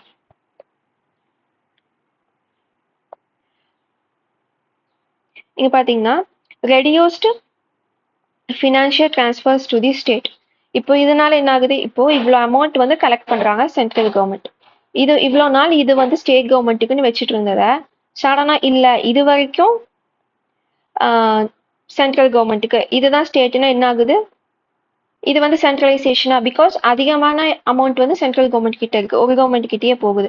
ஸோ இது மாதிரி ரீசெண்டா நடக்குது அப்படின்னு ரிப்போர்ட் சொல்லியிருக்கு. அதாவது 2015 to 2016ல 35% கொடுத்துட்டு இருந்தது, இப்போ 30% ஆயிருக்கு. அதாவது 100 ரூபாயில 35 ரூபாய் கொடுத்துட்டு இருந்தாங்க, இப்போ வெறும் 30 ரூபாய் தான் தராங்க. அப்ப என்ன ஆகுது, அவங்க கிட்ட அதிகமான பவர்ஸ் போகுது, ஸோ சென்ட்ரலைஸ் ஆகுது அப்படின்னு சொல்றாங்க. அதே மாதிரி அடுத்தது பாருங்க, disproportionate growth between union government and state governments revenue. இப்போ இந்த ரெவென்யூ எல்லாம் யூனியனுக்கு, இந்த ரெவென்யூ எல்லாம் ஸ்டேட்டுக்குன்னு பிரிச்சாச்சு. ஓகேங்களா? ஆனா ஸ்டேட் கவர்மெண்டோட ரெவென்யூ 2 மடங்கா இன்க்ரீஸ் ஆயிருக்கு. ஆனா யூனியன் கவர்மெண்டோட ரெவென்யூவை 2.3 டைம்ஸ் வந்து இன்க்ரீஸ் பண்ணியிருக்காங்க. எப்படின்னா அதோட டாக்ஸேஷன் லிமிட்டை இன்க்ரீஸ் பண்றது, அளவை இன்க்ரீஸ் பண்றது, இல்லைன்னா ஸ்டேட் கவர்மெண்ட் கிட்ட இருக்கிற ஒரு சிலதை வந்து யூனியன் கவர்மெண்ட் கண்ட்ரோல் எடுத்துக்கிறது. ஃபார் எக்ஸாம்பிள் ஸ்டேட் வேட்னு இருந்துச்சு, இது வந்து ஸ்டேட் கவர்மெண்ட்டுக்கோட ரெவென்யூவா இருந்துச்சு. இப்போ அதை ஜிஎஸ்டிக்கு கீழே கொண்டு வரும்போது என்ன ஆகுதுன்னா அந்த டேக்ஸ் வந்து ரெண்டு பேரும் ஷேர் பண்ணிக்காங்க, சென்ட்ரலும் ஸ்டேட்டும். அப்போ இது குறையுது, ஸ்டேட்டுக்கு குறையுது, ஆனா சென்ட்ரலுக்கு அடிஷ்னலா வருது. ஸோ இதுதான் சென்ட்ரல் கவர்மெண்டோட ரெவென்யூ ரொம்ப அதிகமாயிட்டு இருக்கு ஸ்டேட் கவர்மெண்ட்ஸை விட. அதுதான் இந்த பாயிண்ட்ல சொல்லியிருக்காங்க. அடுத்தது decreasing grant in aid to the states decline 1.95 lakh crores in 2015 to 16 இருந்து 1.65 lakh crore குறைஞ்சிருக்குன்னு சொல்றாங்க. கிராண்ட் இன் எய்ட்னா கம்பல்ஷன் கிடையாது, கேட்டோன்னே சென்ட்ரல் கவர்மெண்ட் கொடுத்துதான் ஆகணும்னு இல்லை. அது வேலிடான ரீசனா இருந்தாலுமே அது வந்து பார்லிமெண்ட் டிசைட் பண்ணணும் கொடுக்கணுமா வேண்டாமான்னு. ஸோ இந்த கிராண்ட் இன் எய்டு குறையும் போது என்ன ஆகுது, அந்த கொடுத்துருக்க வேண்டிய மணியுமே சென்ட்ரல் கவர்மெண்ட் கிட்ட இருக்கு, ஸோ சென்ட்ரலைஸ் ஆயிட்டு இருக்கு. அடுத்தது increase in the share of non devolvable chess and surcharge. இது வந்து என்னன்னா, செஸ் இல்லைன்னா சர்சார்ஜ் அப்படிங்கிறது ஒரு ப்ராடக்ட் மேல சென்ட்ரல் கவர்மெண்ட் வந்து போடுவாங்க டெம்பரவரியா. ஓகேங்களா? இது வந்து பெர்மனண்டா இருக்காது, டெம்பரவரியா போடுவாங்க. இது வந்து யாருக்கிட்டையுமே அவங்க ஷேர் பண்ண மாட்டாங்க, அவங்களுக்கு யூனியன் கவர்மெண்டோட கண்ட்ரோலு கீழே மட்டும்தான் இது இருக்கும், யூனியன் டெரிட்டரிக்கு கூட கொடுக்க மாட்டாங்க. ஓகேங்களா? இப்போ என்ன ஆகுதுன்னா இந்த செஸ் அண்ட் சர்சார்ஜ் இது ரெண்டுமே அதிகமாயிட்டு போகுது அப்படின்னு சொல்றாங்க. விச் மீன்ஸ் நிறைய அமௌண்ட் வந்து யூனியன் கவர்மெண்ட் கிட்ட சேர்ந்துட்டே வருது இது மூலியமா. இது வந்து ஸ்டேட்டு கூட ஷேர் பண்ணவே மாட்டாங்க. ஓகேங்களா? அதுதான் non devolvable. Centralisation of public expenditure. இப்ப பார்த்தோம் அப்படின்னா எல்லாமே சென்ட்ரல் கவர்மெண்ட்டே இனிஷியேட் பண்ணி எல்லாமே பண்ற மாதிரி இருக்கு. இங்க பாருங்க, out of the combined allocation 19.4 lakh crore for centrally sponsored scheme and central sector schemes in 2023 to 24, only 4.25 lakh crore was devolved to state. இதுல என்ன சொல்றாங்க, அப்ராக்சிமேட்டா 20 லட்சம் கோடி வந்து சென்ட்ரல் செக்டார் ஸ்கீமுக்கும் சென்ட்ரலி ஸ்பான்சர் ஸ்கீமுக்கும் கவர்மெண்ட் அலோகேட் பண்ணாங்க. ஆனா அதுல 4.25 lakh தான் ஸ்டேட்ஸ் கிட்ட கொடுத்துருக்காங்க. பேலன்ஸ் எல்லாமே சென்ட்ரல் கவர்மெண்டோட எக்ஸ்பெண்டிச்சருக்கு கீழே கொண்டு வந்திருக்காங்க. ஓகேங்களா? ஸோ அந்த அமௌண்ட்டை வந்து அவங்க ஸ்கீம்ல செலவு பண்ணாங்களா இல்லை என்ன பண்ணாங்கன்னு தெரியாது. ஸோ பப்ளிக் எக்ஸ்பெண்டிச்சருமே அவங்க கண்ட்ரோல்ல எடுக்கிறாங்க அப்படிங்கிறது இன்னொரு கன்சர்ன். அடுத்தது erosion of tax state taxation on account of implementation of GST. இப்போ நம்ம சொன்னோம் இல்லைங்களா, ஜிஎஸ்டி வந்தனால அந்த ஸ்டேட்டுக்கு வந்து அட்டானமி குறையுது அப்படிங்கிறது. அடுத்தது இப்படி சென்ட்ரலைஸ் ஆகிட்டு இருக்கனால என்னெல்லாம் டிஸ்அட்வான்டேஜ் இருக்கு அப்படின்னா, strain on state budgets. So state வந்து ஸ்கீம்ஸ் இம்ப்ளிமெண்ட் பண்றதுக்கோ, சேலரி கொடுக்கறதுக்கோ, கம்பெனிஸை ரன் பண்றதுக்கோ, இன்வெஸ்ட்மெண்ட்டை கொண்டு வந்திருக்கோ, இல்லை டேக்ஸ் ரிலாக்ஸேஷன். இப்போ வந்து ஒரு கம்பெனி வராங்க, அவங்களுக்கு டேக்ஸ் ரிலாக்ஸேஷன் கொடுக்கணும் அப்படின்னா இவங்க கிட்ட ஒரு அளவுக்காச்சும் அமௌண்ட் இருக்கணும். இங்க ஆல்ரெடி இவங்க கிட்ட ரொம்ப அமௌண்ட் கம்மியா இருக்கு, சோர்ஸ் ஆஃப் ரெவென்யூவே ரொம்ப கம்மின்னா இந்த டேக்ஸையும் அவங்க குறைக்கிறது கஷ்டம். ஸோ ஸ்டேட் பட்ஜெட்ஸ்ல இது ஒரு ஸ்ட்ரெயினாக கொடுக்கும் அப்படின்னு சொல்றாங்க. அடுத்தது inter state inequality in public finances. இப்போ பார்த்தோம்னா ஒவ்வொரு ஸ்டேட் ஒவ்வொரு மாதிரி இருப்பாங்க, கரெக்டுங்களா? இப்போ தமிழ்நாடு பார்த்தோம் அப்படின்னா ஓன் ஸ்டேட் ரெவின்யூ கொஞ்சம் வச்சிருப்போம். நம்ம கிட்ட கம்பெனிஸ் இருக்கு, ப்ரொடக்டிவான கம்பெனிஸ் இருக்கு. ஸோ நம்மளுக்கு ஓன் ஸ்டேட் ரெவின்யூ இருக்கு. ஆனா ஒரு சில ஸ்டேட்ல ஓன் ஸ்டேட் ரெவின்யூ இருக்காது, ரொம்ப கம்மியாகும். சென்ட்ரல் கவர்மெண்ட் கொடுக்கறத வச்சு மட்டுமே தான் அவங்க எல்லாமே டிபெண்ட் பண்ணி இருப்பாங்க. ஸோ அப்படி இருக்கும்போது என்ன ஆகும்னா அந்த ரெண்டு ஸ்டேட்டுக்கு இருக்க டிஃபரன்ஸ் வந்து வளர்ந்துட்டே போகும். இந்த ஸ்டேட்டை விட இந்த ஸ்டேட் கீழே போய்கிட்டே இருக்கும். ஓகேங்களா? இதுதான் இன்டர்ஸ்டேட் இன்இக்வாலிட்டி. அடுத்தது பொட்டன்ஷியல் பயாஸ் இன் ரிசோர்ஸ் அலோகேஷன். இது ஒவ்வொரு டைம் பட்ஜெட் வரும்போது நம்ம இந்த கான்ட்ரவர்சி பார்ப்போம், கரெக்டுங்களா? தமிழ்நாடுக்கு நீங்க எதுவுமே அலோகேட் பண்ணல அப்படிங்கிறது. ஸோ பீகார் டெவலப் ஆகல, யூபி டெவலப் ஆகல, இல்லைன்னா அலைன்ஸ்ல இருக்கிற பார்ட்டியோட ஸ்டேட் இந்த மாதிரி ஸ்டேட்ஸுக்கு அலோகேட் பண்ணுவாங்க. மித்த ஸ்டேட்ஸை அவ்வளோவா கான்சென்ட்ரேட் பண்ண மாட்டாங்க. ஸோ பொட்டன்ஷியல் பயாஸ், பார்ஷியாலிட்டி பார்க்கறதுக்கான சான்சஸ் ரொம்ப அதிகம். இப்போ டிஃபால்ட்டாவே இவ்வளவு கொடுக்கணும் அப்படிங்கிறது கம்மியாக கம்மியாக என்ன ஆகும், சென்ட்ரல் அவங்க கிட்ட இருக்கிற அதிகமான அமௌண்ட்டை யாருக்கு வேணாலும் கொடுப்பாங்க. எல்லா ஸ்டேட்டையும் ஈக்குவலா பார்க்கணும்னு இல்லை. Impingement on principle of fiscal federalism. So ஃபெடரலிசம்னாவே ரெண்டு பேரும் ஈக்குவலா இருக்கணும் அப்படிங்கிறது. ஆனா இங்க சென்ட்ரலைஸ் ஆயிட்டு இருக்கு அப்படின்னா நம்மளுக்கு அந்த பிஸ்கல் ஃபெடரலிசம் அடி வாங்குதுன்னு அர்த்தம். அடுத்தது ஃபியூயலிங் ரீஜனல் செப்பரேட்டிசம். இப்போ நம்ம பார்த்துருப்போம், இந்த சதர்ன் ஸ்டேட்ஸ் எல்லாம் அதிகமா டேக்ஸ் பே பண்றாங்க, ஆனா பெனிஃபிட் எங்களுக்கு எதுவுமே இல்லை. நார்த் இந்தியன் ஸ்டேட் டேக்ஸ் கம்மியா பே பண்றாங்க, ஆனா பெனிஃபிட் அதிகமா இருக்குன்னு. ஸோ இது இப்படியே போயிட்டு இருக்கு. இந்த தேர்ட் பாயிண்ட் வந்துச்சுனாவே ஃபிஃப்த் பாயிண்ட் ஆட்டோமேட்டிக்கா வந்துடும். ஸோ ரீஜன் வைஸ் வந்து அந்த இது வரும், அஜிடேஷன் இல்லைன்னா ஒரு என்ன சொல்லலாம், ஒரு ப்ராப்ளமேட்டிக்கா இருக்க நார்த் சவுத் அது மாதிரி. ஓகேங்களா? நெக்ஸ்ட் வந்து increased dependency on centrally sponsored scheme. So நம்ம பார்த்தோம், ஸ்டேட் கவர்மெண்ட் கிட்ட அமௌண்ட் இல்லைன்னா என்ன பண்ணுவாங்க, சென்ட்ரல் கவர்மெண்ட் போடுற ஸ்கீமை இம்ப்ளிமெண்ட் பண்றது மட்டும்தான் அவங்க வேலையாகும். பிகாஸ் அவங்களா அமௌண்ட்டை போட்டு ஸ்கீமை இம்ப்ளிமெண்ட், புது ஸ்கீமை கொண்டு வர அளவுக்கு அவங்க கிட்ட அமௌண்ட் இருக்கு, காசு இருக்காது. அப்புறம் லாஸ்ட் இயர் 2024 ஒரு ஆகஸ்ட் செப்டம்பர் டைம்ல இந்த டாக் போயிட்டு இருந்துச்சு. Funding of the ratio, I mean centrally sponsor scheme இருக்கு இல்லைங்களா, 40:16 இருந்ததா 50:50 மாத்தணும். ஈக்குவலா 100 ரூபாய் தேவைப்படுது ஸ்கீமுக்குன்னா 50 ரூபாய் சென்ட்ரல் கவர்மெண்ட் கொடுப்பாங்க, 50 ரூபாய் ஸ்டேட் கவர்மெண்ட் கொடுக்கணும் அப்படின்னு மாத்திருக்காங்க. ஸோ இதுக்கு முன்னாடி பார்த்தீங்கன்னா 60% வந்து 60 rupees வந்து சென்ட்ரல் கவர்மெண்ட் கொடுப்பாங்க, 40 rupees தான். ஸோ இப்படி ஈக்குவல் ஷேர்னு மாற்றும் போது ஸ்டேட் கவர்மெண்ட் கிட்டேயும் அப்போ ஈக்குவலான ரெவின்யூ சோர்ஸ் இருக்கணும். ஆனால் சோர்ஸ் இல்லை, ஆனால் செலவு பண்றது மட்டும், எக்ஸ்பெண்டிச்சர் மட்டும் ஈக்குவலா வச்சுக்கலாம் அப்படின்னு சொல்ற மாதிரி இருக்கு இது அப்படின்னு சொல்லி கொஞ்சம் கான்ட்ரவர்சி ஆச்சு. ஓகேங்களா? இது இன்னும் இம்ப்ளிமெண்ட் பண்ணல, லைக் ரியாலிட்டியில இன்னும் ஸ்கீம்ஸ்க்கெல்லாம் இந்த மாதிரி அலோகேட் பண்ண ஆரம்பிக்கல. பட் இதுமே பண்ணணும் அப்படிங்கிற மாதிரி பார்லிமெண்ட்ல சொல்லியிருப்பாங்க. ஓகேங்களா? கொஞ்ச நாள்ல கிராஜுவலா ஸ்டெப் பை ஸ்டெப்பா நாங்க இந்த ஸ்டேஜுக்கு வந்துருவோம் சீக்கிரமாவே அப்படின்னு சொல்லியிருப்பாங்க. Borrowing restriction. So central government வந்து அவங்க கிட்ட அதிகமா மணி வச்சுப்பாங்க, அப்போ ஸ்டேட் கவர்மெண்ட் என்ன பண்ணுவாங்க, லோன் ரைஸ் பண்ணுவாங்க, கரெக்டுங்களா? மறுபடியும் அடுத்த ஃபினான்ஷியல் இயர்ல என்ன ஆகும், மறுபடியும் லோன் வாங்குற சிச்சுவேஷனுக்கு வருவாங்க. ஸோ இப்படியே போயிட்டு இருக்கும்போது ஒரு பாயிண்ட்ல அவுட்ஸ்டாண்டிங் ஆயிரும், நிலுவையில் நிறைய இருக்கும். அப்போ என்ன பண்ணுவாங்க, சென்ட்ரல் கவர்மெண்ட் வந்து நீங்க இதுக்கு மேல கடன் வாங்கக்கூடாது அப்படின்னு சொல்லுவாங்க. ஸோ அது வந்து பாரோயிங் ரெஸ்ட்ரிக்ஷன். கடனும் வாங்க வைக்கிறது, அதுக்கப்புறம் கடனை வாங்க விடாமையும் பண்றது. ஸோ இந்த மாதிரியான ஒரு டெப்த் ட்ராப்குள்ள போயிருவாங்க, இல்ல லூப், இந்த லூப்புக்குள்ள லெஸ் டெவலப்டு ஸ்டேட்ஸ் வந்து போயிருவாங்க அப்படின்னு ஒன் ஆஃப் தி டிஸ்அட்வான்டேஜா சொல்றாங்க. ஸோ இது நம்ம நியூஸ் பேப்பர்ல பார்த்துருப்போம். கேரளா வந்து பாத்தீங்கன்னா இந்த கடனை வந்து வாங்கக்கூடாது அப்படின்னு ஒரு பிரச்சனை போயிருக்கும். பிகாஸ் அவங்களுக்கு ஆல்ரெடி நிலுவையில நிறைய இருக்கு அப்படின்னு. ஓகேங்களா? இதுதான் ஃபிஸ்கல் சென்ட்ரலைசேஷனோட டிஸ்அட்வான்டேஜஸ். ஃபிஸ்கல் சென்ட்ரலைசேஷன் அப்படின்னா என்னங்கிறத நம்ம இங்க பார்த்தோம். ஓகேங்களா?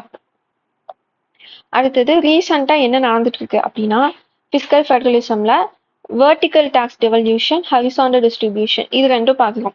இது வந்து 14th ஃபினான்ஸ் கமிஷன் ரெக்கமெண்டேஷன்ல வந்தது. இது 15th ஃபினான்ஸ் கமிஷன் ரெக்கமெண்டேஷன்ல வந்தது. வெர்டிக்கல் அப்படின்னா சென்டருக்கும் ஸ்டேட்டுக்கும், ஹரிசாண்டல்னா ஸ்டேட்ஸ்க்கு நடுவுல. ஓகேங்களா? இப்போ சென்ட்ரல் கவர்மெண்ட் கிட்ட ஒரு மணி இருக்கு, அதை மொத்தமா எல்லா ஸ்டேட்டும் சேர்ந்து எவ்வளவு கொடுக்கணும் அப்படிங்கிறது வெர்டிக்கல் டாக்ஸ் டெவல்யூஷன். அதாவது 100 ருபீஸ் இருக்கு, 100 ருபீஸ்ல 40 ருபீஸ் வந்து நீங்க எல்லா ஸ்டேட்டுக்கும் கொடுக்கணும். அதாவது ஒவ்வொரு ஸ்டேட்டுக்கும் 40 கிடையாது, ஸ்டேட்ஸுக்குன்னு நீங்க 40 எடுத்து வச்சுட்டு 60 தான் உங்களுக்கு வச்சுக்கணும் அப்படின்னு சொல்றது வெர்டிக்கல் டாக்ஸ் டெவல்யூஷன். அதுவே ஹரிசாண்டல் டிஸ்ட்ரிபியூஷன் அப்படின்னா ஒவ்வொரு ஸ்டேட்டுக்கும் நீங்க எவ்வளவு கொடுக்கணும், தமிழ்நாட்டுக்கு 1 ருபி, கேரளாவுக்கு 1 ருபி, ஆந்திராவுக்கு 1 ருபி, இந்த மாதிரி ஒவ்வொரு ஸ்டேட்டுக்கு நடுவுல என்னென்ன கொடுக்கணும், எதை வச்சு கொடுக்கணும் அப்படிங்கிறது தான் இந்த ஹரிசாண்டல் டிஸ்ட்ரிபியூஷன். அடுத்தது ஃபிஸ்கல் டிஸ்பாரிட்டிஸ். ஸோ ஃபிஸ்கல்லா அவங்க எப்படி சொல்லலாம், இந்த ரொம்ப வீக்கான ஸ்டேட்ஸ் இருப்பாங்க. சில ஸ்டேட்ஸ் வந்து பாத்தீங்கன்னா டெபிசிட் ரொம்ப அதிகமா இருக்கும். ஸோ அவங்களுக்கெல்லாம் சென்ட்ரல் கவர்மெண்ட் முன்னாடி வந்து ஹெல்ப் பண்ண ஆரம்பிச்சிருக்காங்க. ஓகேங்களா? ஸோ இதுதான் ரீசெண்டா வந்திருக்கிற இந்த ஃபிஸ்கல் ஃபெடரலிசம்ல இருக்கிற புது கான்செப்ட்ஸ். ஓகே, அடுத்தது பார்த்தோம்னா ஃபிஸ்கல் கவுன்சில். ஃபிஸ்கல் கவுன்சில் பார்த்தோம்னா ஃபர்ஸ்ட் இந்தியாவில இல்லை. ஓகேங்களா? இந்தியாவில இப்போ இல்லை, ஆனால் இதை கொண்டு வரணும்னு 14th ஃபினான்ஸ் கமிஷனும் 15th ஃபினான்ஸ் கமிஷனுமே சொல்லியிருக்காங்க. ஆனால் இதை வந்து கவர்மெண்ட் வந்து இம்ப்ளிமெண்ட் பண்ணலை. ஓகேங்களா? ஸோ ஃபிஸ்கல் கவுன்சில் அப்படின்னா என்னன்னா ஒரு பெர்மனன்ட் ஏஜென்சி, பெர்மனண்டா இருக்கிற ஒரு ஏஜென்சி. இப்போ ஃபினான்ஸ் கமிஷன்னா 5 வருஷத்துக்கு ஒருக்கா அவங்கள வந்து நம்ம கான்ஸ்டிடியூட் பண்றோம். இது வந்து பெர்மனண்டா இருப்பாங்க, அதுல எம்ப்ளாயிஸ் இருப்பாங்க. இவங்க ஒர்க்கே என்னன்னா ஃபினான்ஷியலி எப்படி இருக்கு, சென்ட்ரல் கவர்மெண்ட் எப்படி இருக்கு, ஸ்டேட் கவர்மெண்ட் எப்படி இருக்கு, கொடுக்குற காசை ஸ்டேட் கவர்மெண்ட் என்ன பண்றாங்க, சென்ட்ரல் கவர்மெண்ட் அவங்க காசை என்ன பண்றாங்க, இது மாதிரி மணி ரிலேட்டடா இருக்கிற எல்லாத்தையுமே செக் பண்றதுக்கான ஒரு கவுன்சில் தான் இந்த finance council, sorry fiscal council. இதை கொண்டு வர சொன்னது 14th and 15th finance commission. அது போக இப்போ ரீசெண்டா 2025ல பார்த்தோம் அப்படின்னா national council of applied economic research, இவங்களும் ரிசர்ச் பேப்பர் ரிலீஸ் பண்ணதுல ஃபிஸ்கல் கவுன்சில் கொண்டு வரணும் அப்படின்னு சொல்லியிருப்பாங்க. ஓகேங்களா? ஸோ ஃபிஸ்கல் கவுன்சில் வேணும்னு சொல்றவங்க என்ன சொல்றாங்கன்னா மோஸ்டா நல்லா டெவலப் ஆன கண்ட்ரீஸ்லாம் ஃபிஸ்கல் கவுன்சில் இருக்கு. ஸோ தட் அது எஃபிஷியண்டா இருக்கு, பெர்மனன்ட் பாடியா இருக்கிறனாலையும் அதுல வந்து எக்ஸ்பர்ட்ஸ் தான் இருப்பாங்க. கரெக்டுங்களா? அதனாலையும் நம்மளுக்கு வந்து நல்ல பாலிசி ஃப்ரேம்வொர்க் இல்லைன்னா கைட்லைன்ஸ் கிடைக்குது. ஸோ டெவலப் ஆகிறதுக்கு இது ரொம்பவே ஹெல்ப்ஃபுல்லா இருக்கும். இருக்கிற மணியை கரெக்டா யூஸ் பண்ண முடியும் அப்படிங்கிறது தான் இது வேணும்னு சொல்றவங்க சொல்றது. அதுக்கப்புறம் என்ன சொல்றாங்க அப்படின்னா சிஏஜி இருக்காங்க, ஆனா செலவு பண்ணி முடிச்சதுக்கு அப்புறமா ஜஸ்ட் அந்த பில்லு தான் செக் பண்றாங்க. கரெக்டுங்களா? 1000 ரூபாய் செலவு பண்ணிட்டேன், எங்கெல்லாம் செலவு பண்ணீங்கன்னு கேட்டா இந்த பில் வச்சுக்கோ அப்படின்னு கொடுக்குற மாதிரி. ஆனா ஃபிஸ்கல் கவுன்சில் என்ன பண்ணும், அப்பப்பவே செக் பண்ணுவாங்க. இப்போ நீங்க இன்னைக்கு என்ன செலவு பண்ணீங்க, இந்த மாசம் என்ன செலவு பண்ணீங்க, அது கரெக்டா இருக்கா, ரிட்டர்ன்ஸ் வர்றது இல்லைன்னா பெனிஃபிஷியலா செலவு பண்ணிருக்கோமா இல்ல அன்வான்ட் எக்ஸ்பென்சஸா, இது மாதிரி செக் பண்ணும்போது நம்மளுக்கு இன்னுமே எஃபிஷியண்டா இருக்கும். ஸோ சிஏஜி இருக்கிறனால இது ஃபிஸ்கல் கவுன்சில் வேண்டான்னு சொல்லக்கூடாது அப்படின்னு சொல்லியிருப்பாங்க. அதே மாதிரி பார்லிமெண்ட்ல கேட்கும்போது நம்மளுக்கு ஒரு எக்ஸ்பர்ட் ஒப்பீனியன் கிடைக்கும். அதாவது முடிஞ்சு போன பட்ஜெட்ல முடிஞ்சு போன ஸ்கீம் இதை பத்தியே பேசிட்டு இருப்பாங்க பார்லிமெண்ட்ல. அப்படி இல்லாம ஒரு எக்ஸ்பர்ட் அசஸ்மெண்ட், ஒரு அந்த நாலேஜபிளான ஒரு பர்சன் அதை அசஸ் பண்ணி, ஓகேங்களா, அந்த ஒர்க்கை பார்த்து அவங்க கொடுத்த ரிப்போர்ட்டை வச்சு பார்லிமெண்ட்ல பேசும்போது ரெஸ்பான்சிபிலிட்டி, அக்கௌண்டபிலிட்டி கவர்மெண்ட்டுக்கு வரும். அடுத்து ஐஎம்எஃப் என்ன சொல்றாங்க அப்படின்னா 50 கண்ட்ரீஸ், வேர்ல்ட்ல இருக்கிற 50 கண்ட்ரீஸ் வந்து ஃபிஸ்கல் கவுன்சில் வச்சிருக்காங்க. அவங்க எல்லாருமே சக்சஸ் ஆயிருக்காங்க. அந்த சக்சஸோட டிகிரி மாதிரியே தவிர இது சக்சஸ்ஃபுல் ஃபார்முலா அப்படிங்கிற மாதிரி ஐஎம்எஃப் வந்து சொல்லியிருப்பாங்க. ஆனா இது வேண்டான்னு கவர்மெண்ட் சொல்றதாகட்டும், வேணாம்னு சொல்றவங்க என்ன சொல்றாங்கன்னா ஆல்ரெடி என்எஸ்ஓவும் ஆர்பிஐயும் இருக்கு, ஸோ அவங்களே இந்த ஒர்க்கை பார்த்துட்டு இருக்காங்க, ஸோ இது வந்து டூப்ளிகேஷனா இருக்கும். அது போக பட்ஜெட் சப்மிட் பண்ணும்போது பாத்தீங்கன்னா ஃபிஸ்கல் பாலிசி ஸ்ட்ராட்டஜி ஸ்டேட்மெண்ட், இது நம்ம எஃப்ஆர்பிஎம் ஆக்ட் அந்த டாபிக்ல நம்ம பார்த்தோம் கரெக்ட்டுங்களா. ஸோ ஃபிஸ்கல் பாலிசி ஸ்ட்ராட்டஜி ஸ்டேட்மெண்ட்லயே நம்ம எல்லாமே கொடுக்கறனால அக்கௌண்டபிலிட்டி தானாவே வந்துருது அப்படின்னு சொல்றாங்க. ஓகேங்களா. ஸோ இதுதான் நம்மளுக்கு ஃபிஸ்கல் கவுன்சிலை பத்தி தெரிஞ்சிருக்க வேண்டியது. ஸோ இதோட நம்மளுக்கு சென்ட்ரல் ஸ்டேட் ரிலேஷன் மணி ரிலேட்டடா இருக்கிறது முடிஞ்சிருச்சு. இப்போ நம்மளுக்கு என்ன அதுல தெரிஞ்சிருக்கணும், கிராண்ட் இன் எய்ட்ஸ்னு என்னன்னு தெரிஞ்சிருக்கணும். அடுத்தது செஸ் சர்சார்ஜ் அப்படின்னு என்னன்னு தெரிஞ்சிருக்கணும். அடுத்தது பார்த்தோம்னா டேக்ஸை எப்படி பிரிக்கிறாங்க அப்படிங்கறத நம்ம பார்த்துருக்கணும். ஓகேங்களா. சோர்சஸ் ஆஃப் ரெவென்யூவை 7th ஸ்கெடியூல் வச்சு பிரிக்கிறாங்க. அது போக ஒரு சில ஆர்டிகல்ஸ் அதுக்கான பவர்ஸை கொடுத்துருக்கு. ஸோ இந்த டாபிக் வந்து அதோட எண்ட் ஆயிடுது. இப்போ நம்ம அடுத்து ஃபினான்ஸ் கமிஷன் இதை பத்தி பார்க்கலாம். ஸோ ஃபினான்ஸ் கமிஷன் அப்படிங்கிறது ஒரு quasi judicial body set up under article 280 of the Indian constitution. So இது வந்து ஒரு கான்ஸ்டிடியூஷனல் பாடி. குவாசி ஜுடிஷியல் அப்படின்னா குவாசினா செமி இல்ல ஹாஃப்னு சொல்லலாம். ஜுடிஷியல்னா ஒரு கோர்ட்டுக்கு இருக்கிற பவர்ஸ். ஓகேங்களா. ஸோ இன்வெஸ்டிகேஷன் அந்த மாதிரி. ஸோ குவாசி ஜுடிஷியல்னா செமி ஜுடிஷியல். ஓகேங்களா. ஃபினான்ஸ் கமிஷன் எப்படி ஜுடிஷியல் பவர்ஸ் இருக்கு அப்படின்னா பேஸ்ட் ஆன் இன்கொயரி. ஓகேங்களா. அவங்களுக்கு இன்கொயர் பண்ற ஒரு எப்படி சொல்லலாம், என்ன ரிப்போர்ட் இவங்க கேட்டாலும் எல்லாரும் கொடுக்கணும். கவர்மெண்ட் அந்த பப்ளிக் செக்டர் அண்டர்டேக்கிங் ஆகட்டும், இல்லைன்னா ஏதாச்சும் ஒரு ஆஃபீஸ் அட்மினிஸ்ட்ரேட்டிவ் ஆஃபீஸ் ஆகட்டும், இவங்க கேட்டா கொடுக்கணும். ஸோ அதனாலதான் இதை வந்து ஒரு ஜுடிஷியல் குவாசி ஜுடிஷியல்னு சொல்றாங்க. ஓகேங்களா. ஃபினான்ஸ் கமிஷன் எப்போ செட்டப் பண்ணது அப்படின்னா 1951ல. அப்போ இருந்து எவ்ரி 5 years வந்து ஒவ்வொரு ஃபினான்ஸ் கமிஷன் செட் பண்ணிட்டே இருக்காங்க. இதை அப்பாயிண்ட் பண்றது யாருன்னா பிரசிடென்ட். ஓகேங்களா. இது வந்து ஒரு டெம்பரரி பாடி. ஏன்னா 5 வருஷத்துக்கு அப்புறம் புது ஃபினான்ஸ் கமிஷன் வந்துடும். ஸோ ஃபினான்ஸ் கமிஷனோட எய்ம் என்ன, ஃபிஸ்கல் இம்பேலன்ஸை குறைக்கிறது. ஓகேங்களா. அதாவது சென்ட்ரல் கவர்மெண்ட்டும் ஸ்டேட் கவர்மெண்ட்டும் சேர்ந்து ஒன்னா க்ரோ ஆகிறதுக்கு ஃபினான்ஸ் கமிஷன் ஹெல்ப் பண்ணும். ஃபங்க்ஷன்ஸ் ஆஃப் ஃபினான்ஸ் கமிஷன் இது எங்க இருக்குன்னா ஆர்டிகல் 280 சப்க்ளாஸ் 3ல வந்து ஃபினான்ஸ் கமிஷனோட ஃபங்க்ஷன் சொல்லியிருப்பாங்க. So distribution of net proceeds of taxes between union and state. Tax ப்ரொசீட்ஸ்னா நம்ம பார்த்தோம், யூனியனுக்கும் ஸ்டேட்டுக்கும் டிவைட் பண்ண வேண்டிய டாக்ஸஸ் இருக்கும். அதை வந்து எப்படி பிரிக்கணும், எந்த மெத்தட்ல பிரிக்கணும்னு சொல்வது யாருன்னா ஃபினான்ஸ் கமிஷன். அதே மாதிரி கிராண்ட் இன் எய்ட் கொடுக்கறதுக்கு முன்னாடி என்ன நீங்க செக் பண்ணி கொடுக்கணும் அப்படின்னு சொல்றது ஃபினான்ஸ் கமிஷன் தான். இப்போ நாம அப்ளை கிராண்ட் இன் எய்ட் பார்க்கும்போது சொன்னோம், இந்த ஸோ ரீசன் சொல்லி அவங்க கேட்குறாங்க. ஸோ அதை இன்வெஸ்டிகேட் பண்ணி இந்த பிரச்சனைக்கு இந்த கிராண்ட் இன் எய்ட் தேவையா அப்படின்னு ஃபினான்ஸ் கமிஷன் சொல்லுவாங்க. ஓகேங்களா. To evolve the principles governing the eligibility of the state for grant in aids. So state grant in aid கேட்கணும் அப்படின்னா இந்த கிரைட்டீரியா நீங்க ஆல்ரெடி ஃபுல்ஃபில் பண்ணியிருக்கணும் அப்படின்னா அந்த கிரைட்டீரியாவை டெவலப் பண்றது யாருன்னா ஃபினான்ஸ் கமிஷன். அதே மாதிரி ஃபினான்ஸ் கமிஷன் கிட்ட பிரசிடென்ட் கொடுத்துருக்கிற மற்ற ஏதாச்சும் ஒரு சப்ஜெக்ட். ஓகேங்களா. ஃபார் எக்ஸாம்பிள் ட்ரைப்ஸ் எப்படி அப்லிஃப்ட் பண்றது, இல்லைன்னா லோக்கல் பாடி எப்படி அப்லிஃப்ட் பண்றது, இது மாதிரி பிரசிடென்ட் வேற ஏதாச்சும் டாபிக்ல சஜஷன் கொடுக்க சொல்லி கேட்டிருந்தாங்கன்னா அதுக்கும் கொடுப்பாங்க. ஓகேங்களா. இப்போ நம்ம லாஸ்டா 15th ஃபினான்ஸ் கமிஷனோட ரெக்கமெண்டேஷன் தான் நம்மளுக்கு இப்போ எலாபரேட்டா இருக்கு. 16th ஃபினான்ஸ் கமிஷன் வந்து கான்ஸ்டிடியூட் பண்ணிட்டாங்க. ஸோ அதை வந்து லாஸ்ட்ல பார்க்கலாம். ஓகேங்களா. இப்போ 15th ஃபினான்ஸ் கமிஷனோட ரெக்கமெண்டேஷன் பார்க்கலாம். இங்க நான் வந்து எடுத்திருக்கிறது அஃபிஷியல் வெப்சைட்டு, அதுக்கப்புறம் பிஎஸ்ஆர் இந்தியா அந்த வெப்சைட்ல இருந்து தான் எடுத்திருக்கேன். இன்கேஸ் நீங்க இன்டெப்தா படிக்கணும் அப்படின்னா நீங்க அங்க போய் படிச்சுக்கலாம். எக்ஸ்ட்ரா படிக்கணும்னா அங்கேயும் போய்க்கலாம். ஸோ 15th ஃபினான்ஸ் கமிஷன் எப்போ செட்டப் பண்றாங்க, நவம்பர் 2017 செட்டப் பண்ணியிருக்காங்க. சேர்மேன் வந்து என்.கே. சிங். ஓகேங்களா. ஸோ 2 ரிப்போர்ட் வந்து சப்மிட் பண்றாங்க. ஃபர்ஸ்ட் ரிப்போர்ட் என்னன்னா 2020லேருந்து 2021 அந்த இயருக்கான ரெக்கமெண்டேஷனும், அப்புறம் 2021லேருந்து 2026க்கான ரெக்கமெண்டேஷன் 2 ரிப்போர்ட்டை சப்மிட் பண்ண சொல்லியிருக்காங்க. ஓகேங்களா. ஒரு ரிப்போர்ட்டை 2020ல சப்மிட் பண்ணாங்க, செகண்ட் ரிப்போர்ட்டை 21ல இந்த கமிட்டி வந்து ஃபினான்ஸ் கமிஷன் வந்து சப்மிட் பண்ணிட்டாங்க. வெர்டிகல் டெவல்யூஷன் அதாவது சென்டர் டு ஸ்டேட். ஓகேங்களா. இப்போ 15th ரெக்கமெண்டேஷன் 15th கமிஷனோட ரெக்கமெண்டேஷன் என்ன ஆயிருக்கு அப்படின்னா குறைஞ்சிருக்கு. ஓகேங்களா. 14th ஃபினான்ஸ் கமிஷன் வந்து 42% வந்து ஸ்டேட்ஸுக்கு போகணும்னு சொன்னதை 15th ஃபினான்ஸ் கமிஷன் 41% குறைச்சிருக்காங்க. ஓகேங்களா. இது நம்பர்ல பார்க்கும்போது 1%ங்க மாதிரி இருக்கும். லேக்ஸ் அண்ட் க்ரோஸ்ல பார்க்கும்போது இது வந்து ஒரு பெரிய கேப்புங்க மாதிரி தான் இருக்கும். ஓகேங்களா. அதுக்கு என்ன ரீசன் சொன்னாங்கன்னா 42வை அவங்க 41 நாங்க பிரிச்சிட்டோம். இது வந்து எல்லா ஸ்டேட்டுக்கும், இந்த 1 வந்து ஜம்மு அண்ட் காஷ்மீர் அண்ட் லடாக். இந்த புதுசா வந்திருக்கிற யூனியன் டெரிட்டரிஸ்க்கு செலவு பண்ணதுக்காக தான் இந்த 1% அப்படின்னு அவங்க எக்ஸ்பிளனேஷன் கொடுத்துருக்காங்க. ஓகேங்களா? அடுத்தது ஹரிசாண்டல் டெவல்யூஷன். நம்ம பார்த்தா 15th ஃபினான்ஸ் கமிஷன் தான் இதை இன்ட்ரடியூஸ் பண்ணாங்க. ஸோ என்னென்ன கிரைட்டீரியா வச்சு இப்போ ₹100 இருக்கு. ஓகேங்களா? அதை எல்லா ஸ்டேட்டுக்கும் ஈக்குவலா கொடுப்பாங்களான்னா கொடுக்க மாட்டாங்க. ஒவ்வொரு ஸ்டேட்டுக்கும் ஒவ்வொரு மாதிரி கொடுப்பாங்க. அதை எதை வச்சு கொடுப்பாங்கன்னா இதை வச்சுதான். ஓகேங்களா?